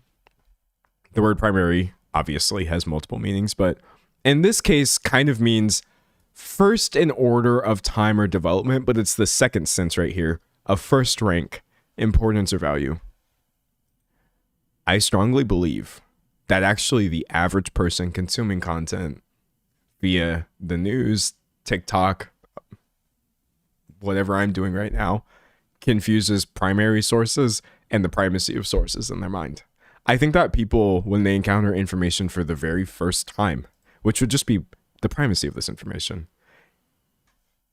they interpret it as a primary source, a primary source. And so anything that comes after this, they will disagree with, they will try to disprove, because the idea of unpacking something that they have interpreted as true or held to be true for any period of time is not only painful for them, it's actually almost impossible for them to unseat the very first bit of information they see. What we should actually be looking for are primary sources. No matter whether that's the second or seventh or 17th source you found, that is actually the origin point of a factoid or a quote or whatever. That is really the only information that's worth looking into. Anything that is not a primary source is, what's the word I'm looking for? Speculation. And that's fine. But like, I feel like that is the issue where people get so up in arms. And like, honestly, I saw someone in chat say cognitive dissonance. There's a lot of cognitive dissonance over people cannot let go of the very first thing that they learn. And that's why you go into the next thing. Maybe you even unlearn this and you're like, okay, well, I now know the truth about this. But then you learn something else and you think, well, this must be true. It's just not true. You should literally always go into information trying to ascertain whether or not it's primary source, honestly. And I'm not a primary source for anything. So that applies unilaterally to anything I've ever said in a video. I do try to show a lot of primary sources to the best of my ability, but that's not even always possible here online, you know? Reading chat. Someone said take people who watch TikTok drama, for example. They take everything as face value and they don't do their research. Well, it's dangerous and it's a slippery slope because, like, you also have people who establish credibility via some means, and then they still prove themselves to be totally unreliable in others. Like, for example, if I was to say something, you probably would assume I wasn't lying. I would hope. But that doesn't mean that that's always the case. I can get facts wrong. I'm not going to lie. When my name is on the channel, and that would just really suck for me. But, like, it's not the right thing to do, and I don't feel like you have to worry about that. But I should literally still just be a source, a secondary, tertiary. I'm usually really far removed from the things I'm talking about. I just don't think anybody who has put content onto the internet should be seen as a primary source, because anybody can do that. Literally anyone can do that. Someone said center victims, believe victims, stop standing/defending people in power wholeheartedly. Honestly though, like, the fact that I've been recording this for an hour and 2 minutes, but basically an hour, is like, I can't even explain how tragic it is. And I'm not going to get like super emotional or worked up or whatever, but like, we literally live in a world where like 10 people can come forward and accuse you of abuse. And because of the millions of people disbelieving it, I have to sit here and look at all of these angles and make all of these justifications and make all of these excuses. Like, all of this is so backwards. This isn't something I should feel compelled to have to do because of how people are reacting to this, but what can you do? Reading. Someone said, content creators are usually just the introduction to a topic, not the source. Yeah, I'm happy to be an intro to anything that I talk about, but then from there, hopefully, you know, if you're more interested, you find out on your own, for real. Reading. Someone said it's hard though sometimes because learning to research effectively is not easy, especially with all the noise out there. Well, not only just all the noise out there, also the fact that people will intentionally flood things with noise. Because it is, as you say, difficult to do research on an internet like this, where everyone has an opinion presented as fact. People know this, and the more you can put out misinformation, the more it can get absorbed as kind of like a cultural fact when it is in reality a lie or unconfirmed, etc. But anyway, someone said you did a great job. I tried. I don't know if I did a great job. I feel like topics like this are just so like, there's always going to be a level of clunkiness to me discussing this because, like, again, the framework for this just isn't there. The framework is to defend the rich and powerful. The framework is to excuse men accused of wrongdoing. The framework is to ignore victims of assault, no matter who they are. Everything is stacked against a nuanced discussion of Michael Jackson and what he did or did not do. And that's why I can't really get behind any of this. I hate that this movie is kind of bringing the supporters back out in droves. They've sort of emerged from their fringed corners, and now it's a big celebration of Michael once again. Gonna close a bunch of these tabs.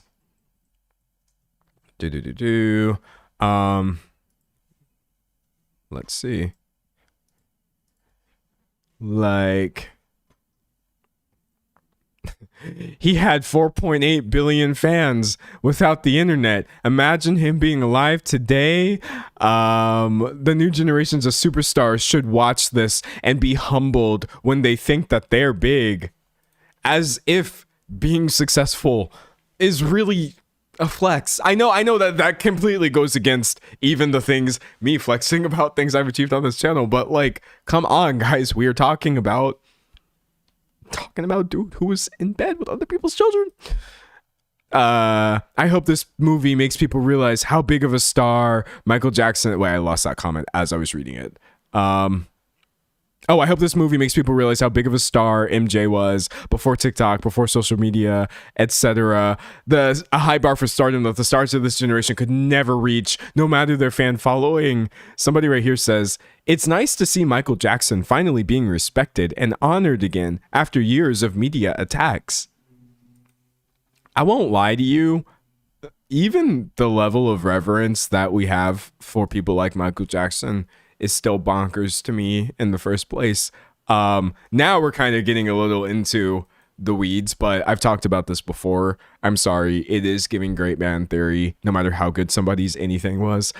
According to Wikipedia, that being an approach to the study of history explained by the impact of great men, highly influential and unique individuals who, due to their natural attributes such as superior intellect, heroic courage, extraordinary leadership or abilities, etc., have a divisive, like, listen to people talk about Michael Jackson, and it's very much giving this framework for interpreting things, which is hilarious when this itself gets so much pushback from people essentially trying to say you have to put everything in its own context, and you'll see nothing is really as standout as it appears to be. But like, this is literally going to sound insane.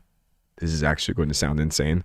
But the implication that Michael Jackson is also overrated in the way that we talk about, his defenders might get even more upset at me saying that than they would about me bringing up all this stuff involving him and children and allegations.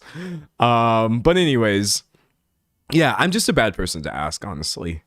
I'm a really bad person to ask about, like, who's the greatest artist of all time or this, that, the other. I'm just like, bro, nobody. No one's music is that good. No one's music is that good. And I know that sounds insane, but I think I'm purposely talking about something that's a little bit more lighthearted now. Michael Jackson's music is good. It's really great. I grew up on it. I don't even think I would have the tastes I have, or honestly, maybe be the person I am had I not heard some of that music when I was a kid, but ain't nobody's music that good. I'm sorry. To the point where we have to respect them against media attacks and prove to the world, even like, what, 13 years after...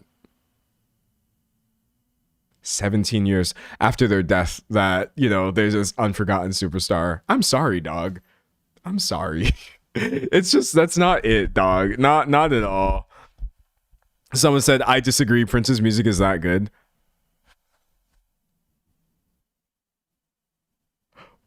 Wait. You're going to make me sound like a hypocrite. Because Prince's music is that good.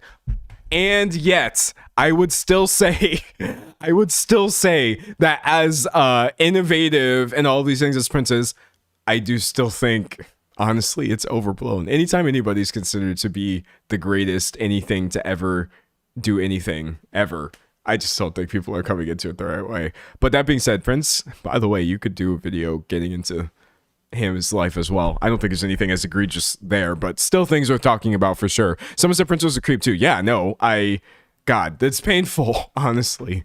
It's painful. Someone said Prince was a creep, guys. Yeah, Google that, please. You definitely should.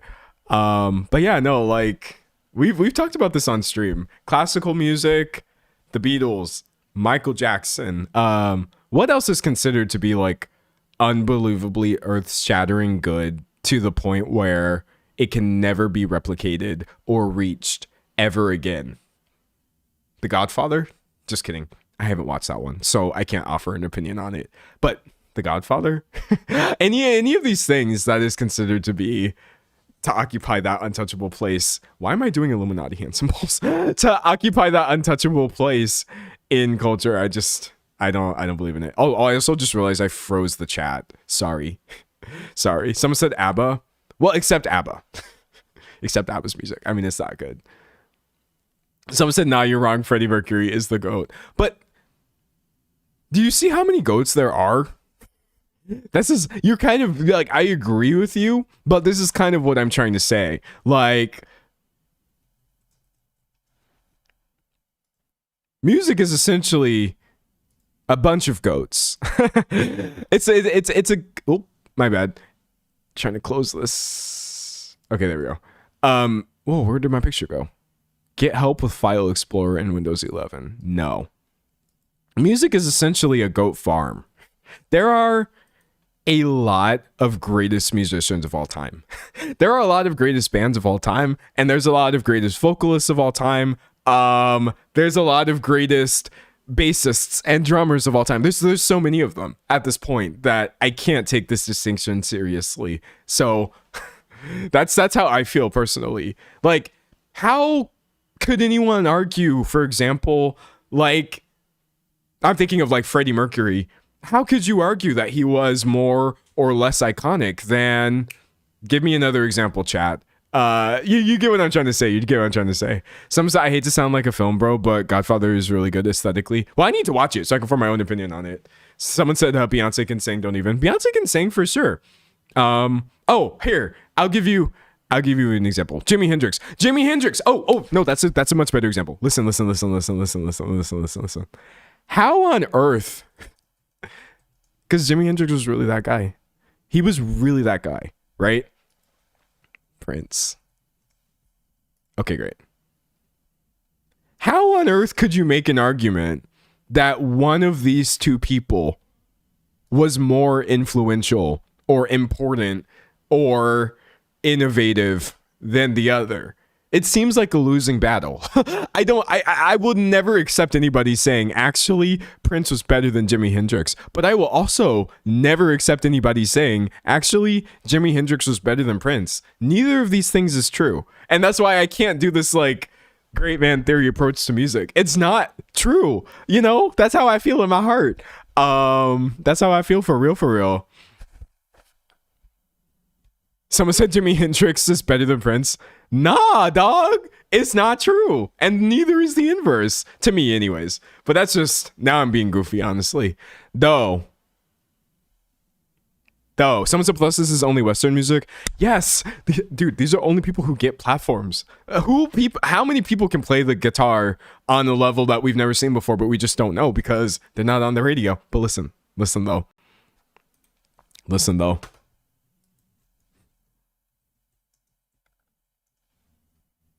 I will say this. I will say this. Despite everything I just said, there is one voice.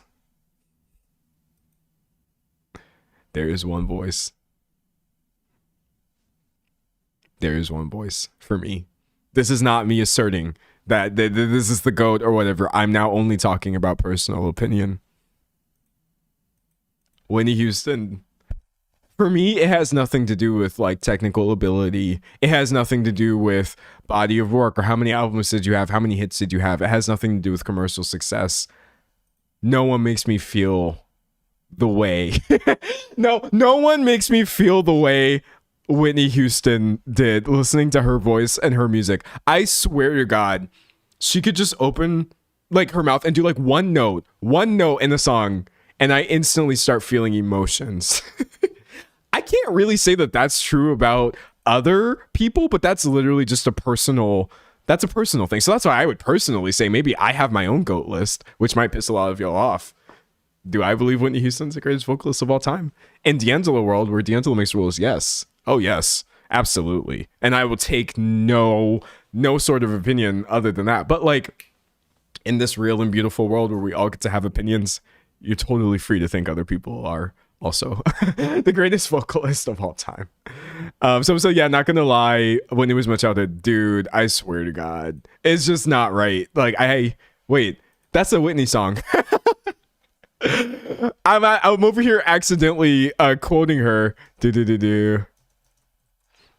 It's not right, as Whitney Houston said, but it's okay. I was gonna say it's not right for somebody to be that talented, honestly, in the things that they're doing. It really ain't.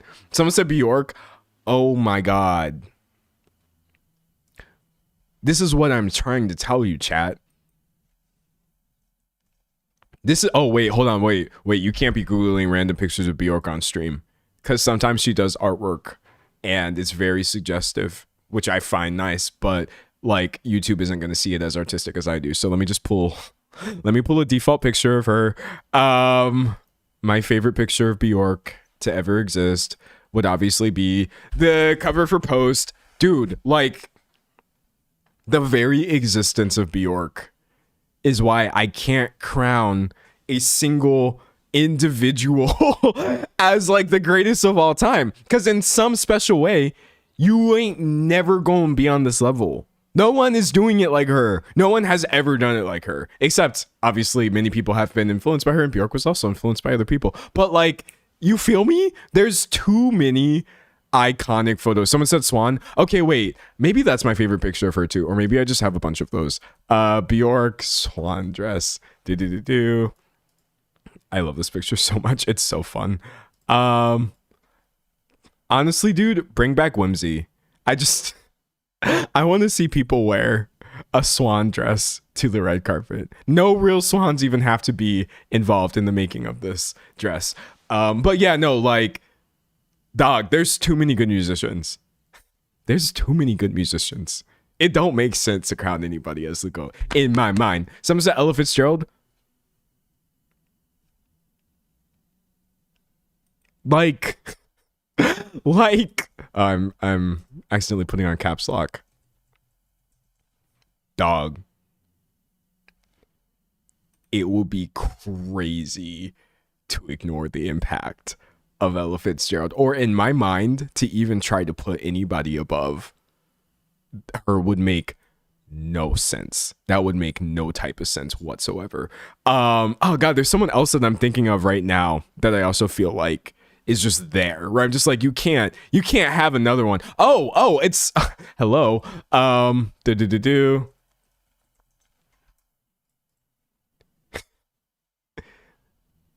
You can't choose a vocal GOAT in a world where Aretha Franklin exists. You can't do it. It can't not be her. That's what y'all gotta understand. For everything I just said about Whitney Houston, dog, Aretha Franklin is literally just like, she arrived, she spawned. Someone said Billie Holiday. Billie Holiday was pretty amazing as well, yeah. And then there's a lot of instrumentalists that I would say the same thing about too. Like, this is a little sad, and I'm sorry to bring her up, because I get sad when I think about her sometimes. But like, Amy Winehouse, No one, dude, no one was doing it like her. Like, yes, obviously, very deeply inspired by things that came before her. But, like, I can't do it. I can't do it. If you say pick a favorite or pick the most important or pick the GOAT or die, write my obituary. Do you understand? Write my obituary right now. I cannot put anybody above Amy Winehouse. That's insane to me. That's insane to me personally. Someone says chat frozen. Oh, it is frozen on my screen. It's not frozen in real life. Hold on, wait, chat. I'm going to try to fix that. This is rude. Why is chat frozen? Okay, hold on. I want to unstick you. I probably could have worded that better. Let me... Because we got to fix chat before I go back to talking about the video. Oh, I'm going to refresh the cache. Hey, you back. Okay, thank you. Someone said Luther Vandross. Period, Luther Vandross. Yeah, Lauryn Hill. Dog. I just feel like... I feel like on some level... I feel like on some level, a boomer. Sometimes I do feel like a boomer.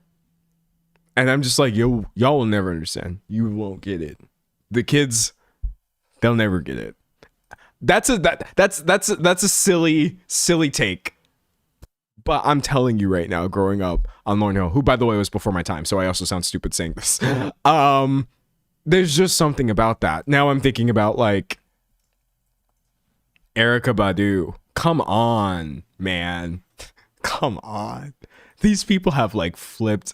They've literally flipped music on its head. They've chewed it up, spit it out, and reshaped it into something none of us even knew it could be. Anyways, I'm done. Yes to Lauryn Hill. Yes to Aretha Franklin. Yes to Erykah Badu. Yes to Jimi Hendrix. Yes to all of these people. Yeah, Michael Jackson made great music, and I would say is equal in the conversation of how important people's contributions were to music. We wouldn't be here without the things that he was doing. But Lord, I can't choose a GOAT. I can't do it. I can't do it, man. So I can't do it. Someone said I like Willow a lot. Kalela. Oh, wait. Okay, so I was closing a bunch of tabs. Someone said Celine Dion. Celine Dion does have that voice. She's so good. Hold on, though. Hold on. Before I close the rest of these tabs, even though I'm over here talking about how the kids will never get it, I'm actually lying. Because there are still people you could listen to that are just on an unbelievable level. Kalela, she's putting out music again, by the way, which is insane. I'm telling you all right now, this is me influencing you. Go listen to Kalela's new song, Idea One. It's on YouTube. I swear to God. And then like I saw somebody mention Willow as well, and I would have to agree. Don't let nobody tell you music is dead. It's not true. Don't let anybody tell you nobody's experimenting anymore. Nobody's trying to do new sounds or old sounds or dog. It goes on. And so someone said put me on. I'm trying to put y'all onto Kalela's new where's her new video? Okay. I'm trying to put y'all onto this so bad, chat. We don't want a copyright claim, right? That's not something we want in our lives, but I'm just telling you. Never mind, because it's not working. And I'm being saved for myself here. I'm just telling you, there's a lot out there. There's a lot out there in the world of music that is actually interesting or trying things or, you know, whatever. Someone said the visuals on that new video were so good, for real. But yeah, no, this is also why I bring all this up to say, like, I'm not a hater. I do think a lot of times when people say, like, nuh-uh, that person's not the GOAT, they're kind of being contrarian. And they're literally just saying it because it's fun to hate on things that are popular. But I'm just like, I also have an abundance of love for music. I can't do it. I can't pick a GOAT, dog. I can't. Someone said Janelle Monáe.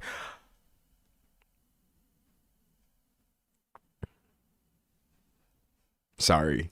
I hate talking about music on stream. I literally hate talking about music. Wait, I'm probably misspelling Janelle, which I don't want to do. Because it's always the same thing. I always have the same things to say. Where I just start sounding like an insane person. Just begging anybody to listen to a Janelle Monáe song if you haven't had the pleasure of doing so. I saw someone mention Sophie as well. And I'm just like, Sophie to me is an example of how it's not even always people in the mainstream who get this kind of acclaim either. Like, let's see if I can find her. Yes. Okay. So unfortunately, Sophie passed a few years ago, but like she was like deeply influential and also super niche. I promise you, this is going to sound crazy to a lot of you. I promise you that Sophie did as much for experimentation in music as anybody else who is considered to be an experimenter or an innovator in the field of electronic production. She contributed so much. I listen to so much music nowadays that sounds like, I'm like, y'all had Sophie's Splice Pack. Y'all were definitely listening to all of these things a long time ago. Y'all were definitely trying to get those plasticky synths and those metallic drums. Like, she did so much, but like, not many people know because it was kind of niche music and she was behind the scenes. And I feel like this is true about so many different people that it's hard for me to see the most popular examples of people who are considered to be innovators as actually being the most innovative. It's not very likely that both of those things would happen to line up. You feel me? Someone said, I wouldn't know about Charlie or Sophie without Charlie XCX, and that's kind of sad. She was very behind the scenes, but honestly, like, I guess on some level, it would be cool if she was a bigger artist, but at the same time, like, the impact is still there. It's still going. It's still crazy. Someone said, everyone cry. Watch It's Okay to Cry. Or is that what the song is called? I haven't listened to it in a while because actually it is sad. Yeah. Oh my god. Also, she has a song called I'm gonna find it right here. I'm gonna find the lyrics. I'm telling you, this is sad, dog. This is sad. But when she passed, I pulled up her song, Just Like We Never Said Goodbye. And I literally I listened to it on repeat. It's in the chorus. Oh, just like we never said goodbye. Just like we never said goodbye. And I was just like, no, no, it can't be true. Someone said, can I get a source for this Imogen AI accusation?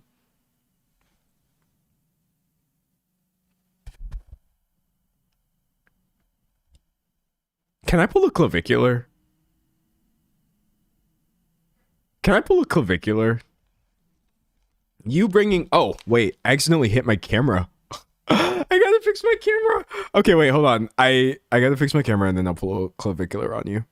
Okay, there we go. I think that's fixed somewhat. No, it's not.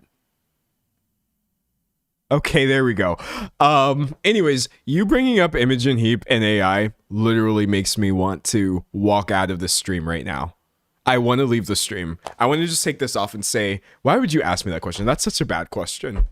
You know what? Thank you for your time. Why? Because I know that you're right and I don't want to admit it. Because I know that you're right and I don't want to admit it. I don't want to admit it. But currently, Imogen Heap is actually like super head over heels. Oh, I'm misspelling her name. Is no, I'm not. Hold on, chat. I'm trying. Imogen Heap. Dog, she's super head over heels right now with the AI stuff. And I'm so sad about it. I'm like, Imogen, no. When we said you were a visionary, like, this is not what we meant. But yeah, unfortunately, she's definitely like really gone hard for AI Imogen, which is what she's calling this spoken singing voice model. And it's okay. It's okay. It's okay. Someone said, Lord, I'm going through so many emotions in this stream. I'm literally parasocial about this. I'm literally parasocial about this. if you ask me, can D'Angelo, parasociality, I try not to. It's not always easy, but I 100% feel parasocial emotions about Imogen Heap being associated with AI in any way. I'm just like, no, she betrayed me personally, which is an insane reaction. That's not a normal human reaction, but I don't care. I don't care. I'm sad that Imogen Heap would do this to me. Someone said smile, guys. Just smile. Smile through it all. I brought this up before. I feel the same way about, God, I feel the same way about Natasha Leon and her Natasha Leon. I'm sorry, I don't want to mispronounce her name. And her ethical AI production company that she's launching now. Actually, if anything, I feel like I need to start writing down some names because I've been seeing a lot more people or a lot more celebrities start saying like we should totally embrace AI. And I'm like, should we totally do that? I'm not sure about that. But yeah, no, like that was another one where I'm just like, no, not you. You're so funny. Please don't become an AI tech bro, Natasha, but she did. And that's okay. So it's a very normal human, or it's a very human reaction. You know what? Feeling betrayed by things that popular people do kind of is a normal human reaction. I don't think we talk about that enough. I think the part where you have to not be parasocial is what do you do with that information after the fact? Because I think like having an image in your head of somebody and the things that they would or would not do or would not be for is fine. That's a byproduct of people putting forward a certain image through their oeuvre, their interviews, their discography, their body of work. But like, I feel like where the parasociality really starts kicking people's behind is when it's like you start defending them over this or downplaying or like you can't accept this information. But yeah, no, just kind of feeling like, man, this really sucks to me as a fan is a totally valid reaction. And I should acknowledge that. I should acknowledge that. Someone said, isn't Natasha Leon a Zionist? Oh God, is she? I'm unaware. I don't know. I would have to look that up. I would hope that's not the case, but like, God, there's so much of that rampant, which is so bad. And I do try to know at this point just to make sure I'm not like being dumb, but it's messy. Someone said, how late am I? You missed almost the entire topic, but now we're just ranting about random things before I perform a ninja vanishing trick. Someone said, I actually confused Frou Frou for Imogen. It's the same people. Imogen or Frou Frou is Guy Sigsworth and Imogen Heap, which I just said off the top of my head. Watch me be right about this. Frou Frou is an electronic duo composed of Guy Sigsworth and Imogen Heap. Let's go. And they created some of the greatest music of all time. The greatest music of all time. They really, really did. And yeah, but yeah, it is what it is. What can you really do? Someone said, I'll watch the VOD. You can watch the VOD. You can watch the video when it comes out, I guess next week. I'm really going to sit on this one and I don't know. Yeah, it's okay. People on the internet can be so wild about certain topics, but I still think that this is kind of important. But yeah, no, like it is what it is. Someone said Imogen Peak for real. Some said love the music. Dog, Frou Frou is so good. Frou Frou is so good. I swear to God. I truly swear. Anyways, someone said close some tabs. Watch this. Plunk. Even though I just lost my outline because this is my only monitor because my other monitor's not working. So I have to bring at least one of those tabs back. Come back. Oh my God, where is it? Okay, here we go. Outline. Anyways. Someone said, I can't believe Imogen and Charlie Puth have something in common. AI. I literally think I'm going to call it an oversight. I'm going to call this an oversight. I literally think that there is an oversight when you are what I consider to be a talented, maybe musician or innovator, and somebody who has been at the forefront of technology. You overcorrect. And literally me making excuses for people, but I would also apply this to Charlie Puth, someone I don't even like. You overcorrect, and that is why you start embracing this AI and stuff like that. Because, for example, digital audio workstation, even the production of music via electronic means. Like, you're using Ableton, you're using FL Studio, you're using Logic, you're using Reaper, you're using Cubase. Just kidding, nobody uses Logic. I think that you get so used to people calling the things that you're doing not real music that you get defensive. And that is what I feel like happens when I see somebody who has been so good about embracing music as it has truly changed over the years and pushing it into new directions. You're so defensive over this that you're like, oh, AI, everyone's mad at this, but this is just the future of music. And it's like, AI is literally not the same thing as a DAW. Or it's not. AI is not the same thing as autotune. It's not the same thing as a synthesizer. It's not the same thing. And that's where sometimes I feel like that has to be it, right? Also, someone in my chat keeps mentioning Cupcake. I'm just gonna say it. We can't even scroll any of these pictures because YouTube's gonna ding me.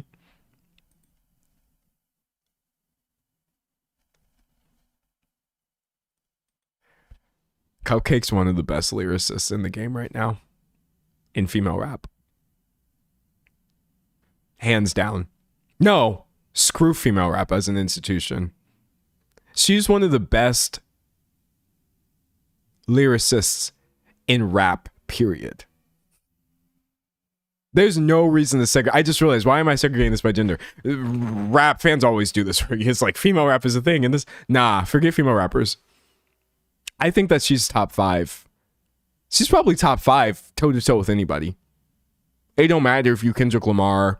You could be in top 5 above her if you want. But like, if you bring me 5 guys, like burgers and fries, show me 5 guys, burgers at like the burger joint right now. 5 guys. Okay, wait, hold on. Okay, here we go. Show me 5 guys like the burgers and fries. I will literally take one of them out of the top 5 and be like, no, Cupcake is better than this person. Is better than this person. Some say it's all rap, girls allowed. Yeah, exactly. I'm not, forget the gender segregation. Listen, I feel like someone said Lil Sims, Tierra Whack. Dude, like, you saw me do it by default, by the way, too. Can I lift this up, by the way, as an example of how, like, I'm literally not perfect or even close to in my thinking on things? Like, I don't think enough people talk about this in rap, but, like, the double standard is literally insane. I'm trying to think right now. Like, I'm trying to think. I saw somebody mention Lil Sims, and that's a great one.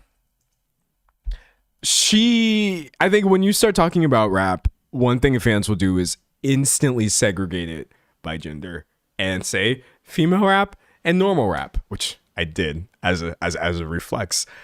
And a lot of rappers will also do this. It doesn't make it a good or useful thing. Because of this, there is a double standard to where in order to be considered a good female rapper,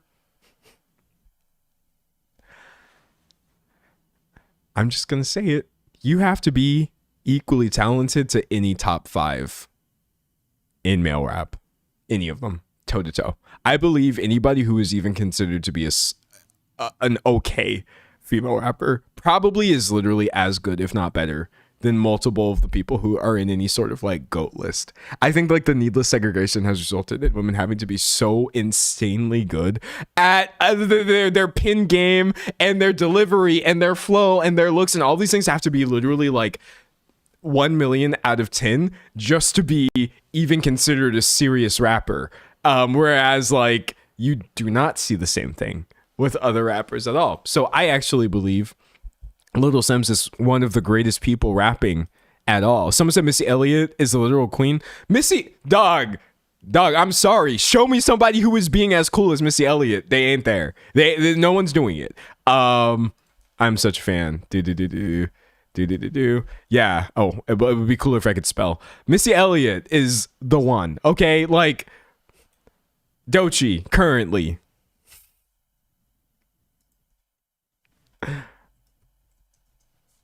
I would like to know. I would just like to know who on your top 5 male rappers do you think is out rapping Doechii?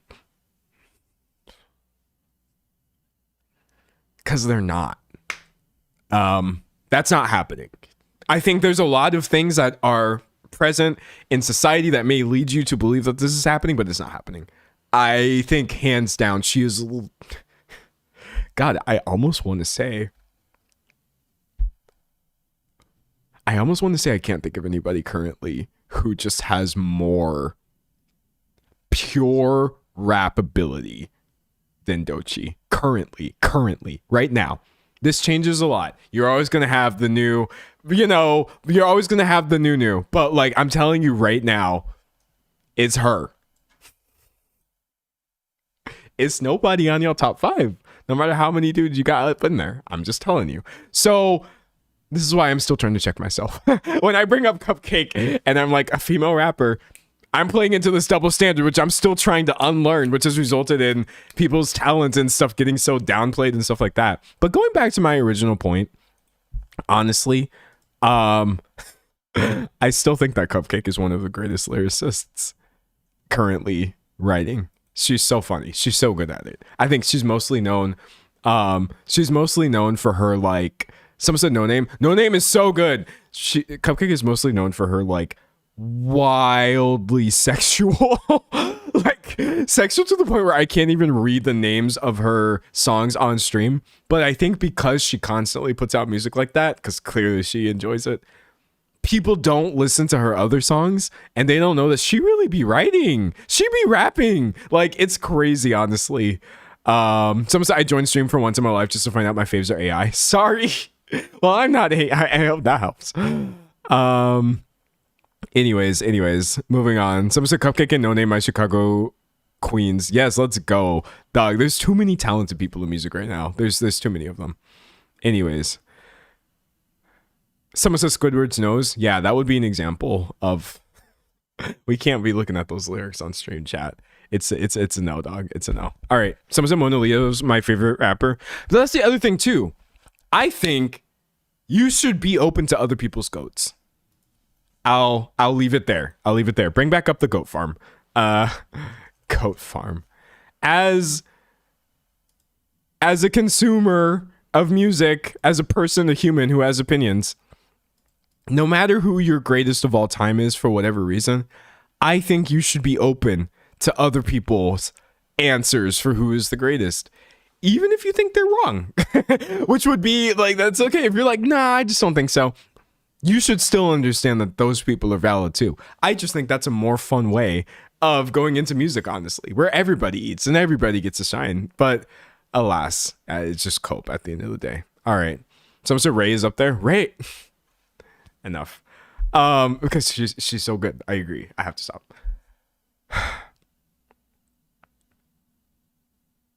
I'm going to have to cut out the last 39 minutes of this stream when I edit this video.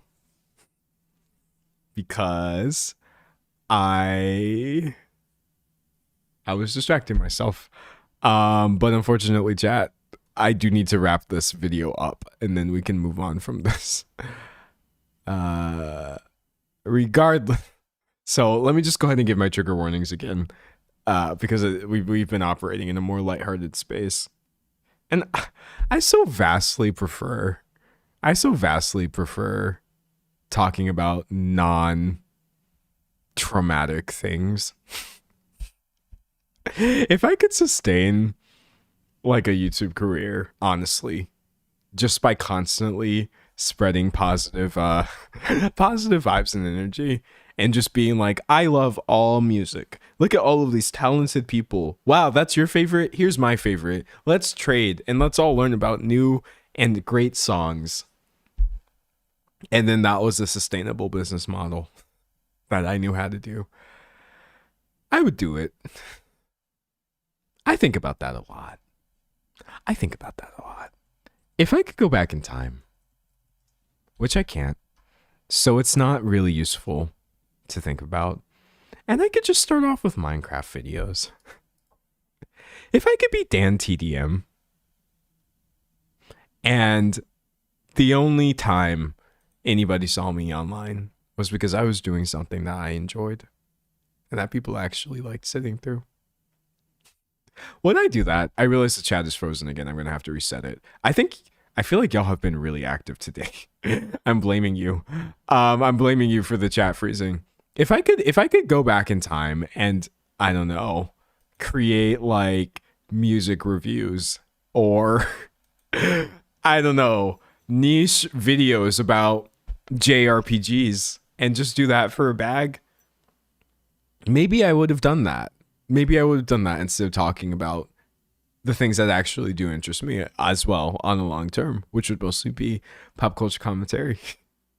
I won't say that I'm ever like jealous of other people because it's not going to get you anywhere in this life.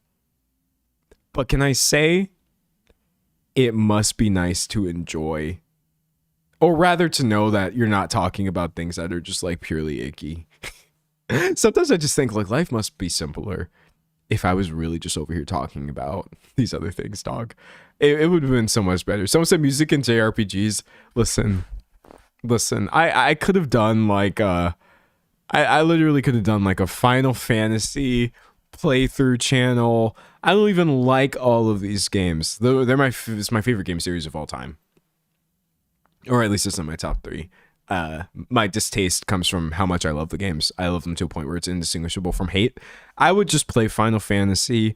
We would have listening parties. We would just do listening parties for like Yoko Shimomura's music, her soundtracks that she's done. Maybe like Kingdom Hearts. We're gonna do a stream where we just listen to the entire Kingdom Hearts soundtrack, and I spontaneously burst into tears every 5 minutes. I would do content where, let's see, what else do I want to do? Okay. We can sort of talk about the evolution of the Xenoblade series. We compare all 3 games and say this was the gameplay in, I can't even speak. This was the gameplay in the first one. Here's how it was in the second one. Let's play the third one. We'll talk about Xenoblade Chronicles X. I would just like, I should have niched down. That's what I realize now thinking back. Because then no one would ever expect anything out of me that was not this.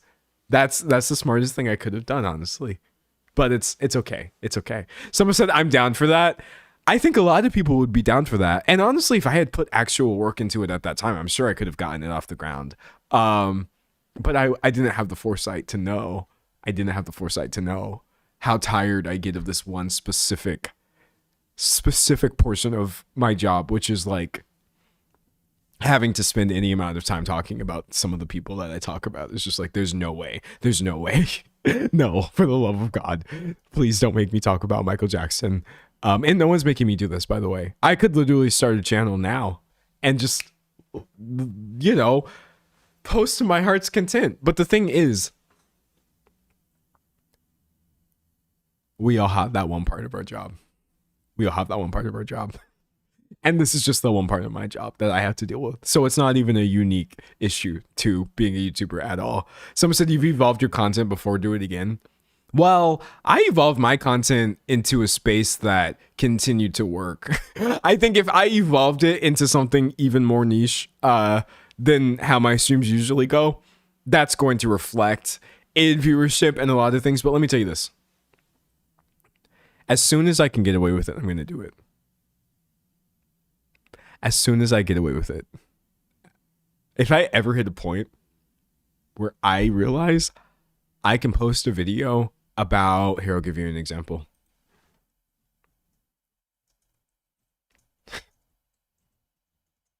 Oh, I can't spell. If I ever hit a point in my life where I realize I can just post a video of me playing Metaphor ReFantazio. I'm gonna play this game. Excuse me. And I can get away with this business-wise, I'm gonna do it. So it might take a lot longer. I might have to really keep working and save some money and keep building everything. And then if I can get to a point where I'm just like, okay, I'm gonna be fine. It doesn't matter what I post anymore. I'm abandoned. Some I love metaphor, dude. I love metaphor. I want to spread the joy, honestly, but then like, no, I don't, because I also get so much out of talking about, things that don't matter. Someone said the metaphor soundtrack was unbelievable. It was so good. Someone said I would be sad. See, that's the thing, is like, we're gonna have to pull up Paint, honestly. I haven't had to open Paint in a while. So essentially, anytime that I say I want to do something that is really niche, I do see a lot of support for it, which makes me really happy. We'll do this with a marker, I guess. Oh, what? That's so bad. Sorry, chat. I'm drawing with a mouse. Oh, wait, we can do this. Okay, great. So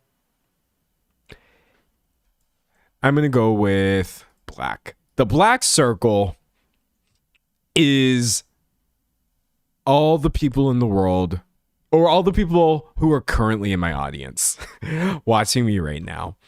And I think most of the content that I put out usually tends to be, I'm going to draw another circle, this blue circle right here. This is usually what we're dealing with. So inside of the blue circle, even though I realize you can barely see the difference in colors, inside of this inner circle right here, that's where most of my videos come. You're going to sometimes see, like, if I post a video about Michael Jackson and some people in my audience don't care about Michael Jackson at all, they're going to be outside of this blue circle. But I always try to make sure I'm capturing an equal amount of people. Sometimes the circle, wait, can I move the circle? Okay, here we go. Sometimes the circle will be over here, and I'm only capturing people who care about music. Sometimes I'll talk about a movie, and the circle will be down here, and I'm only capturing the portion of my audience that cares about movies. Sometimes I will talk about a book. It's happened more than once, and even though I usually have to bundle that into a movie discussion, it's a part of content strategy that we don't talk about. If I do want to talk about something that is more niche, I do still have to figure out an angle for it to get into a more popular or accessible topic. And so Wuthering Heights was a really great example of that, where I was able to talk quite a bit about the book and the novel and things like this, but I had to make sure it was attached to something that had a name on it, like Emerald Fennell, Margot Robbie, Jacob Elordi, etc. It's just part of the game, right? I won't even complain about it. Like, this is literally how it works.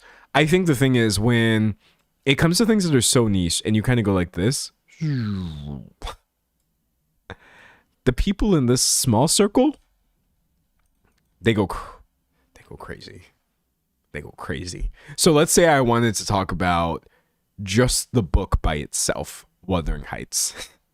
I think I shrink the perspective circle to maybe this size, thereby alienating perhaps maybe 80 or even 90%, probably 90% plus of my audience. But the people inside this circle, they're going cuckoo bananas. They're like, they would love. Someone said, I'm in the crazy circle.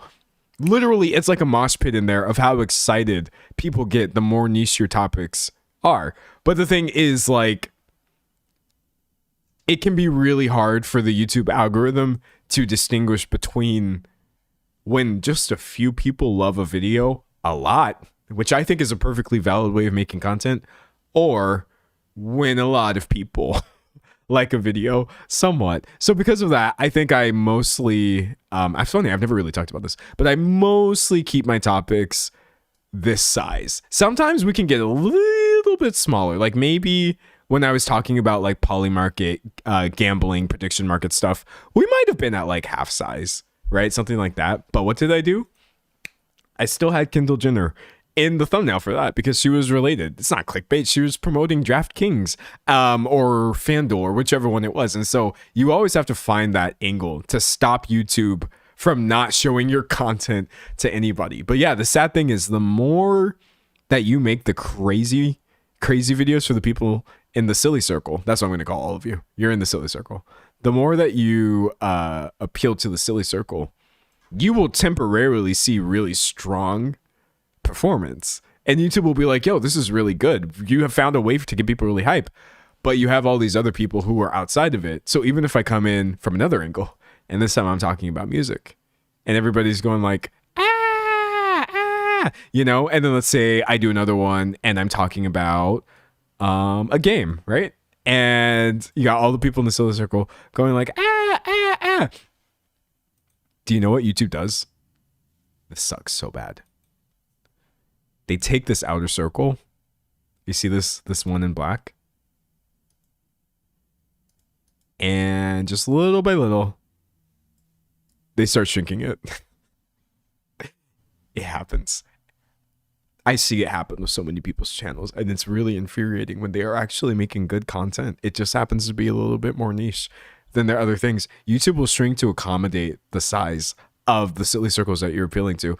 And then let's say you're like, well, no, I'm making good content and I know that I'm not trying to, you know, do this. It doesn't matter. The more videos you post that are like niching down further and further, even if you then post a video that should theoretically be more of like a 90% reach or whatever, YouTube is so used to showing your videos to only a handful of people, it's not going to bother testing that content with audiences when it knows somebody else is probably better at appealing to multiple people. So you take yourself out of the running basically by trying to make videos about things that you actually maybe want. And that is why, as a content creator, you have to be really careful about how to balance things that you would like to talk about and also things that YouTube thinks the vast majority of people would like to see. Even if you personally suspect that more people would like to see it than YouTube will allow, it doesn't matter. I can't type in the description of a video, YouTube, please show this video to people. I know that they will like it. It's not going to work. But alas, like, what can you really do? What can you really do? Some said I was going to have to cut out an hour for the video now. It wouldn't be the first time. It wouldn't. Someone said, have you tried Nebula? No, I haven't tried Nebula. Someone said that's why you need a fourth channel. I mean, like, at that point, I could do a fourth channel for things that I would actually want to talk about that have nothing to do with like celebrity entertainment news. But then it's like, have I lost the plot at that point? Someone said they're trying to make everyone's content similar, and I hate that. Yeah, I will say, like, it's not fun always having to play the circle game, but this looks like bacteria. I'm going to get rid of some of these. But what I essentially do for my own sake is I just try to move this around to accommodate myself. So if I want to talk about music, maybe we'll talk about Charlie Puth in a video. And then I can actually talk a little bit about Utada Hikaru. That actually happened in my video. I was able to speak a little bit about how much I love Kingdom Hearts, because I really do. Maybe I'm making a video about a movie, right? And I'm able to talk about how much I like this movie. Maybe in the TV show, I can get away with saying, hey, I really enjoyed watching Letterkenny. That happened in my Heated Rivalry video, etc. So you have to play by YouTube's rules while figuring out how to keep the silly circle people engaged as well. And it's fun-ish. It can feel not fun when like maybe you misjudge and then YouTube's like, this video is an L and no one wants to watch it, but for the most part I think I'm actually pretty good at it, hence my channel performance. But yeah, thank you all for watching my videos regardless of where they fall in the circle, and don't ever feel bad for like not clicking into a video because it's too much or maybe the topic is not connecting with you, whatever.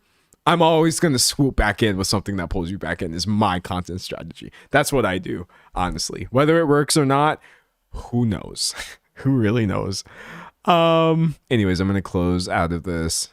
Supposed to have a low stakes channel where the views and algorithm don't matter as much, maybe, but honestly, like, I can get away with so much on this live stream. We talked about music for like an hour just now, and I'm not going to see any sort of negative impact on that whatsoever. So I can't complain. I can't complain. I can only be grateful and thankful to all of you. I really can. All right. Shifting back into the main topic. Let's record the outro and then we can move on. Content warnings for allegations of child sexual assault, child sexual exploitation material, all the things that Michael Jackson has been accused of. We're going to go back to talking about that. So on a tangent from me, essentially, believe it or not, I did have a point, which was that even Michael's reputation as being a powerful or important or influential or innovative musician is actually quite overblown, and especially when used as a reason to excuse him or mandate that we must uphold his legacy while ignoring all of these allegations. That's sort of my main point. I would like to move on to my next, which is that I don't even understand the point of a movie like this, if not for rehabilitating his image and trying to essentially wrap up the next people in this sort of unthinking or uncritical defense of him. It says right here, The Hollywood Reporter writes that after shooting was complete, Jackson's estate's lawyers realized that the scandal couldn't be included. They were initially actually going to depict that, yes, one of these allegations did happen. This was a real part of his legacy. But it says when Jackson had settled with Chandler back in 1994, at least $15 million, that's the one I was referring to, one of the conditions was that Chandler could not be portrayed or referred to in any film. So the Hollywood Reporter is reporting new scenes were written and there were 22 days of additional shooting. In June 2025, the release date was pushed back. So they said Variety reported that the reshoots cost between $10 million and $15 million, with the bill being settled by Jackson's estate. And then the BBC says, but if the revisions have turned the biopic into a purely positive celebration of its subject, that may come to seem like money well spent.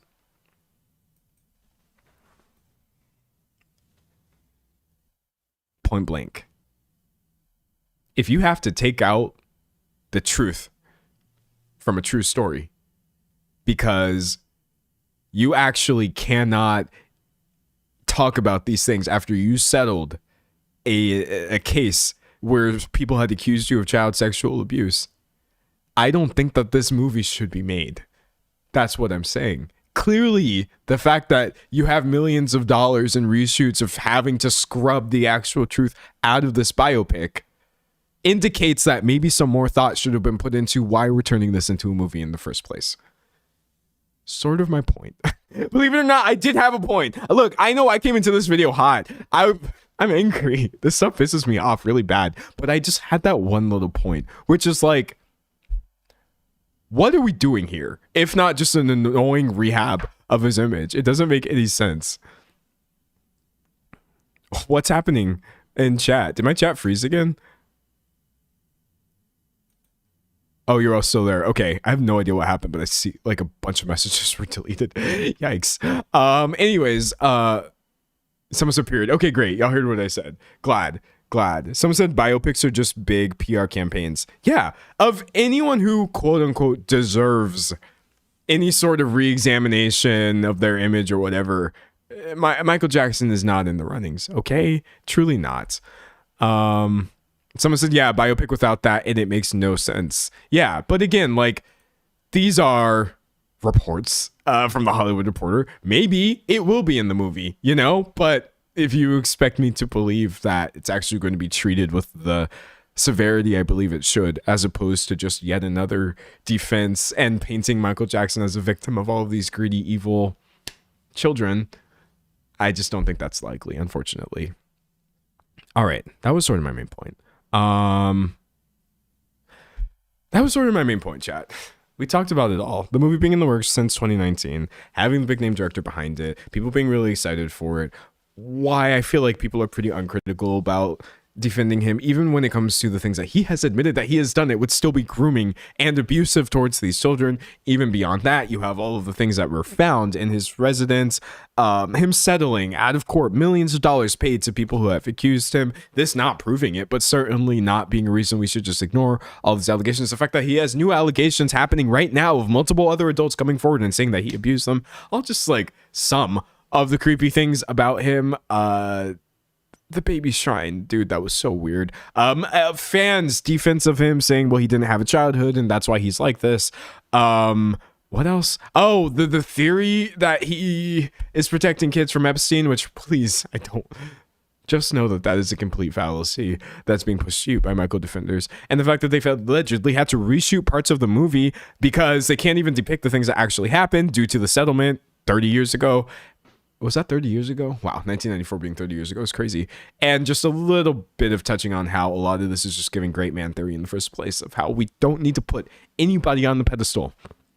It doesn't matter how high their hee-hees were. It doesn't matter how flawless their spins were or how smoothly they moonwalked. Nobody is God. And I think we'll all be a lot happier on the internet when some of you realize that. Anyway, that's all I had to say about that. I recorded this video live right here on YouTube, where I stream quite frequently, Tuesdays, Thursdays, and Saturdays at 12 p.m. Eastern time. Unless, of course, I don't, in which case, I'm probably just sleeping. But yeah, hopefully you catch me in the next video or the next stream, and if not, it doesn't really matter. Okay, bye. Okay, I'm not leaving chat. I'm not leaving chat. I'm not leaving. I didn't even tell you all to say bye. I didn't even tell you all to say bye. I just said it myself. I did the outro without telling you it was happening because I had to wrap that up. I was so tired of it, honestly. Okay, you're gonna stop saying bye, but look, we're still streaming. We're still streaming. Someone asked about the baby shrine. Okay, shrine is my word. I'm editorializing. I'm editorializing. But if you missed this, dog, why was this in your room?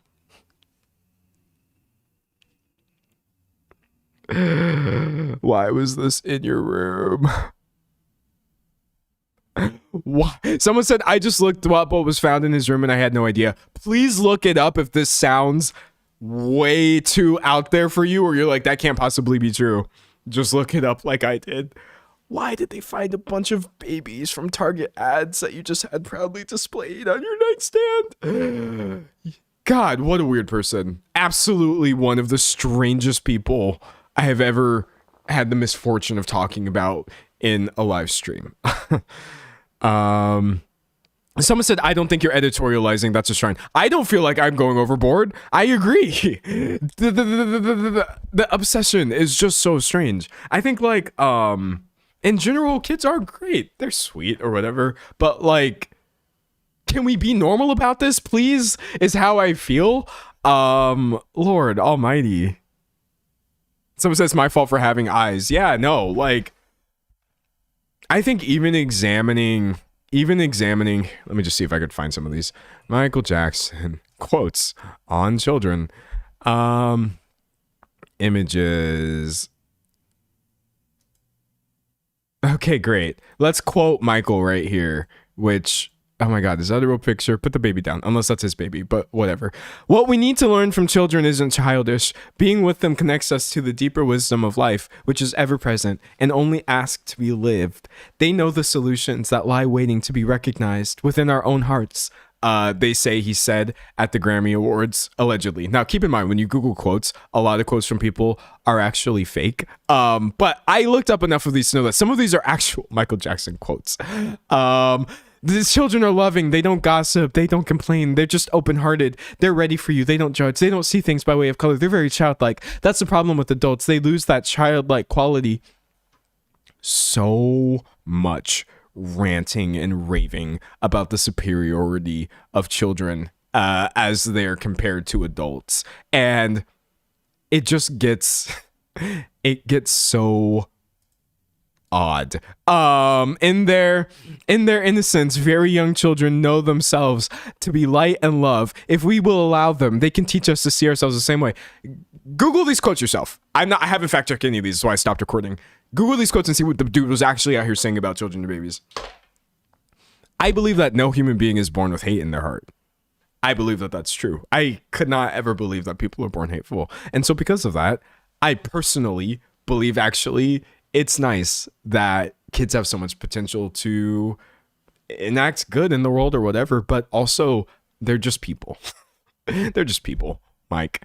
I think that's something like a lot of this talk about kids being the light of the world and so beautiful, beautiful angels, but here by God, we have to love them and learn how to be adults from children. I'm just like, first of all, have you seen children? Secondly, like, can you just let people be people? The worship is so off-putting in the first place. Someone said children are very childlike. Yes, that's kind of the point of childhood. Yeah, no, like in general, as a former child, I used to be that. I still find the way that people talk about and think about children to be so odd. And I think the only valid way of thinking about a child in a way that is actually going to be productive for them and their well-being is to just think of them as a person. This is a person who is where so then you start from there. Okay, well, this person is what, 12? So then you're like, okay, well, then don't give them things that they can't handle. Don't put them in situations that they shouldn't have to experience. You know, like I think like seeing kids instead as like actually they're angels and they're beautiful and amazing and they're so innocent. He was really obsessed with innocence, by the way, which is a red flag. Like, don't do this to a kid, dog. It's so traumatic, low-key. I'm not gonna lie to you. Just treat your kids like people. Someone said, I only like my child. Yeah, I relate to that. But yeah, no, like, no, you gotta miss me. You gotta miss me with some of these quotes about him on kids, dog. It's so weird. I can't even be bothered. Again, please fact check this to make sure this is a real quote, but most of these are coming from his stance. The magic, the wonder, the mystery, and the innocence of a child's heart are the seeds of creativity that will heal the world. No, it's just a baby. It's a baby, Michael. God. Someone said children always gossip. They do. They really do. Kids, I nobody talks about them right on either side of the spectrum, because for every Michael Jackson you have pretending like children are the second coming of Jesus Christ, you're also going to have these really cringe people on the internet or on Reddit saying, I hate children. I hate children. Children suck. Children are terrible. Children are the least favorite people I've ever had. Like, and I'm just like, dog, you're dunking on a child right now. You're in your 30s on Reddit talking about you hate children. I need you to think about this a little bit deeper. You're in your 30s on Reddit talking about you actually hate kids. I'm sorry that you've been inconvenienced by the existence of children, but that is such a wildly immature response. Honestly, that makes you look much worse than any child. That being said, I still don't enjoy hanging out with kids. I say that as a person who I vastly prefer to be in child-free environments. Please, please, please, please, please. That's what I want. If I enter a space, I would prefer that no kids are there. I find I tend to be happier when that's the case. And yet, if you think I'm going to be sitting here just saying I hate kids because kids suck, calling them crotch goblins and all this crazy stuff people do online while being at my big age of 27, that's never going to happen. Me not liking children is a me problem, and it's also a parent's problem. In fact, you know what I think I'm going to say? I don't like parents. Some of y'all's parents. Now, let me say this right now. A lot of the greatest people that I've ever had, like, just, dude, I've met some amazing parents. I have an amazing parent. I've met people who are parents who have a level of like empathy and self-sacrifice for others that I have never encountered in anyone else. Not that you can't have this, by the way, without being a parent, because I'm still a pretty good person. I don't have a child, but like I've met parents that were such good parents that they were a good parent to me. I wasn't even their child, and they made me feel like, you're such a good person. But some of y'all's parents need to go. Some of y'all need that license revoked. Hand it here. Some of y'all should not be parents. And so when I encounter children in the wild and they're just doing the behavior that usually would lead someone to say, actually, I hate kids, I'm usually just thinking, man, I can't, if there's one thing I can't stand, it's a parent who's going to let their child run around catching all the flack. And by the way, like, when I say run around, I'm not talking about kids just actually having energy and doing things. You know exactly the kinds of behavior I'm talking about. Because what's insane to me is for a lot of people, their child's behavior is a reflection of their apathy and insensitivity, which is a conversation that I don't think a lot of us are ready for. I'm sorry. I'm sorry. I'm literally not talking about actual, like, the struggles of being a parent and, you know, behavioral stuff. I know from being a bratty child that a lot of times I was a menace in public and it had nothing to do with my mom because she was literally trying. So don't get offended. What I'm saying is there are absolutely people who don't care if their kids are inconveniencing people. They literally don't care. They don't care. They think they have a free pass to, like, make others uncomfortable or violate their personal I have literally seen parents let their children violate other people's personal space. What are you doing? Get up out my personal space. I still have bodily autonomy just because you have a child. Like, dog, there are some baffling decisions that I have seen coming from parents that have nothing to do with the kids themselves. It's wild. Someone said admitting not wanting kids is a challenge for some people to explain why I'm wrong, and I hate it. Yeah, no, don't let anybody tell you that you should be a parent or you even have to like kids. There's nothing morally wrong with not wanting to have kids, and there's also nothing morally wrong with not wanting to spend time around them, honestly. I can make my own choices. They result in me having a fairly child-free lifestyle. It is what it is. If by some twist of fate, I do wind up responsible for a child, God, what would have to happen? What would have to happen for that to happen? If there's some situation where I am actually the only person that a child can rely on, I'll be there for you. Don't worry, baby. I got you. You're never going to have to worry. But, like, do you know how hard I work to make sure that never happens? That's my approach to childhood and interacting with children. Keeping children far away and making sure that that's for your parents to handle. This for your parents to handle. But yeah, if I get, like, someone plays a joke on me and there actually is a child and I'm like, darn it, I think I am responsible for you in this moment. I'll be responsible, but then I'm gonna nap for the rest of my life after I offload the human back onto the people who should actually be paying attention. Oh my God. Reading. Someone said maybe a problematic take, but normalize abortion. Can I talk about this? I only have 15 minutes, chat. We gotta rush. This has to be a rush job. This has to be a rush job. I want to talk about Zara Larsson's comments about abortion that I saw people were mad about, and this idea of normalizing abortion that I thought was really interesting. Because I agree that of all things, this should definitely be normalized. This is old news. Wait, I'm searching in the wrong thing. Zara Larsson abortion comment. Okay, so let me see how quickly I can find this. Oh, okay, here we go. I found it. This is on Facebook. What the helly? Okay, it's just gonna be really blurry. It says Zara Larsson responds to a fan revealing they had an abortion after attending her show. They literally posted a TikTok essentially saying, like, me at the Zara joint before going to get this abortion, and Zara tweeted or Zara responded to, she replied, sorry. Why is this tab still open? Sorry, it's all hitting me. All of the cringe is hitting me. I deferred the cringe for 2 hours and 47 minutes.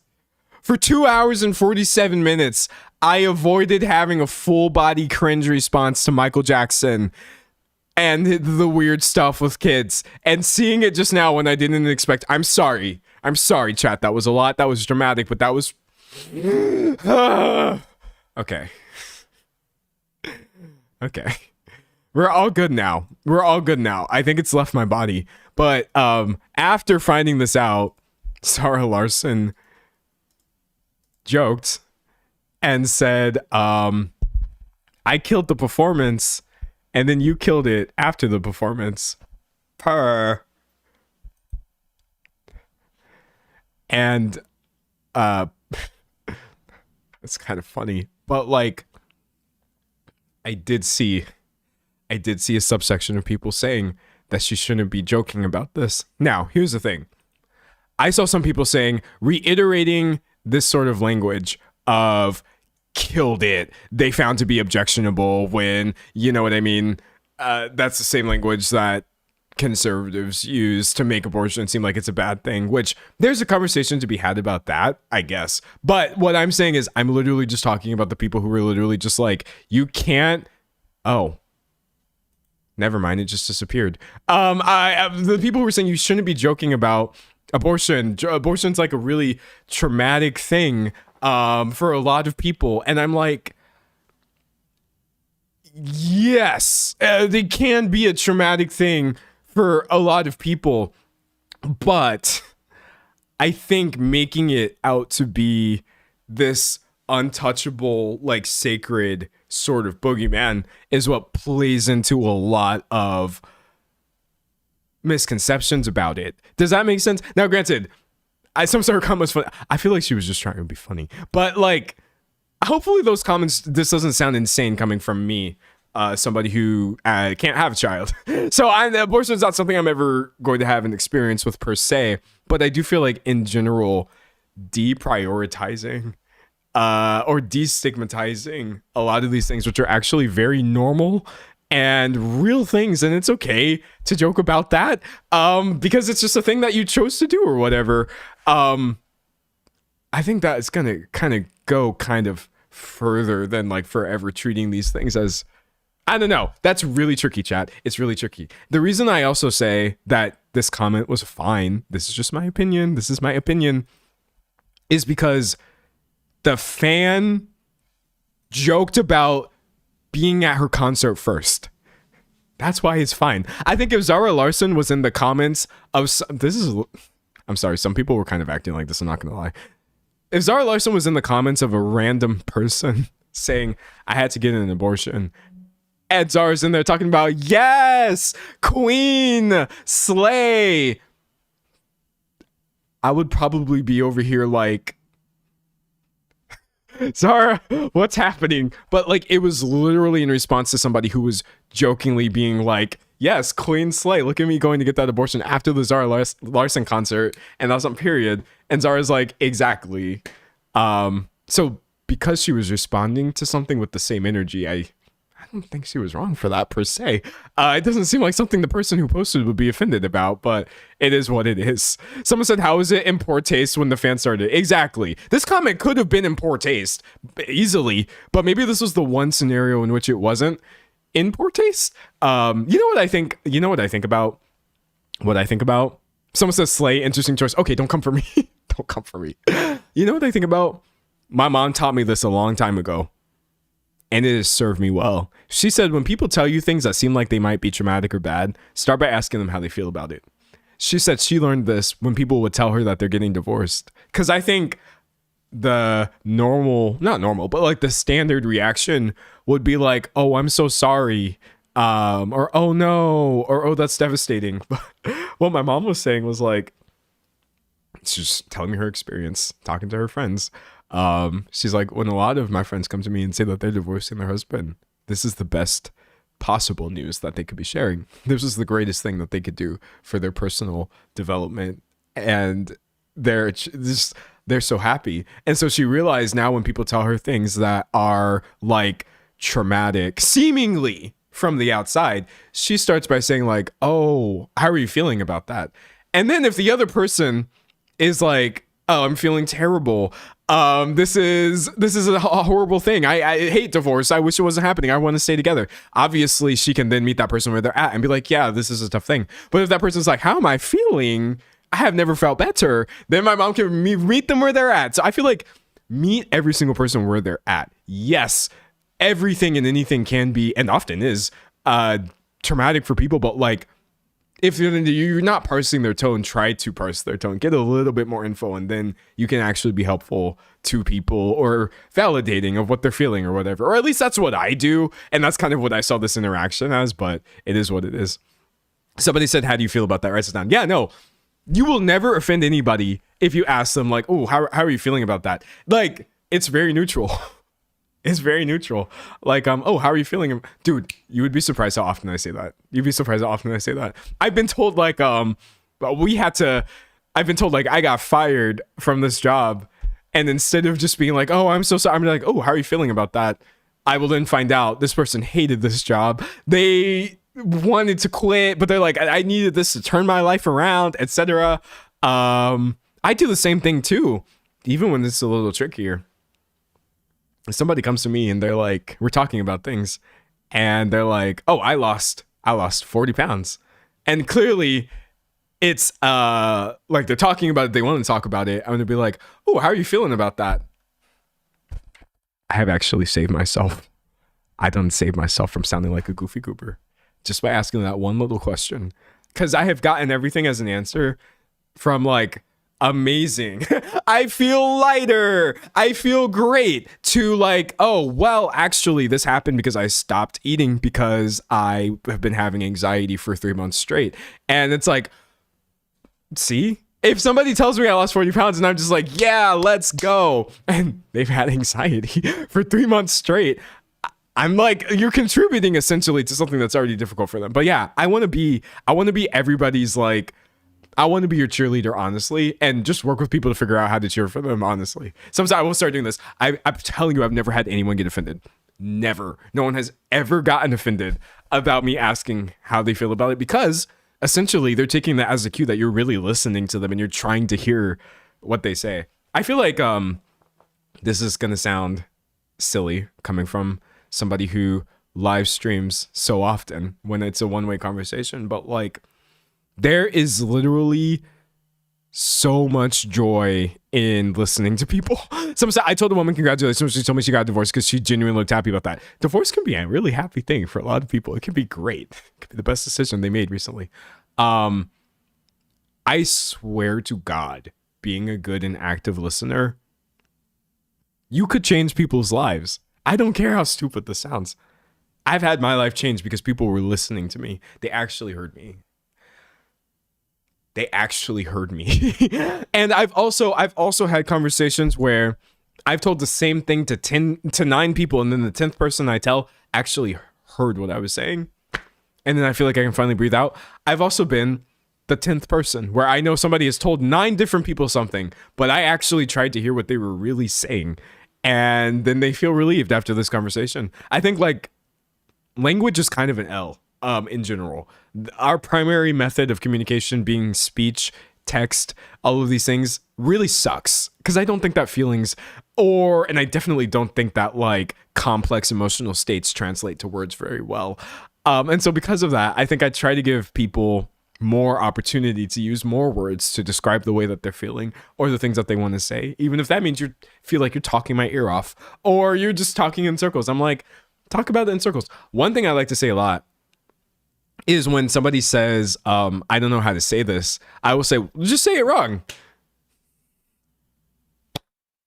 You'd be surprised. You would be surprised. I swear to God. People have told me the most like deeply important things. Obviously things I'm not going to share here. It was just between me and them, but like just me even saying like, I don't care if you use the right words. Don't worry about that. Just try, if you feel comfortable, obviously. Yeah. Next time someone says like, I don't feel like I'm saying this wrong, give them a platform to say it wrong.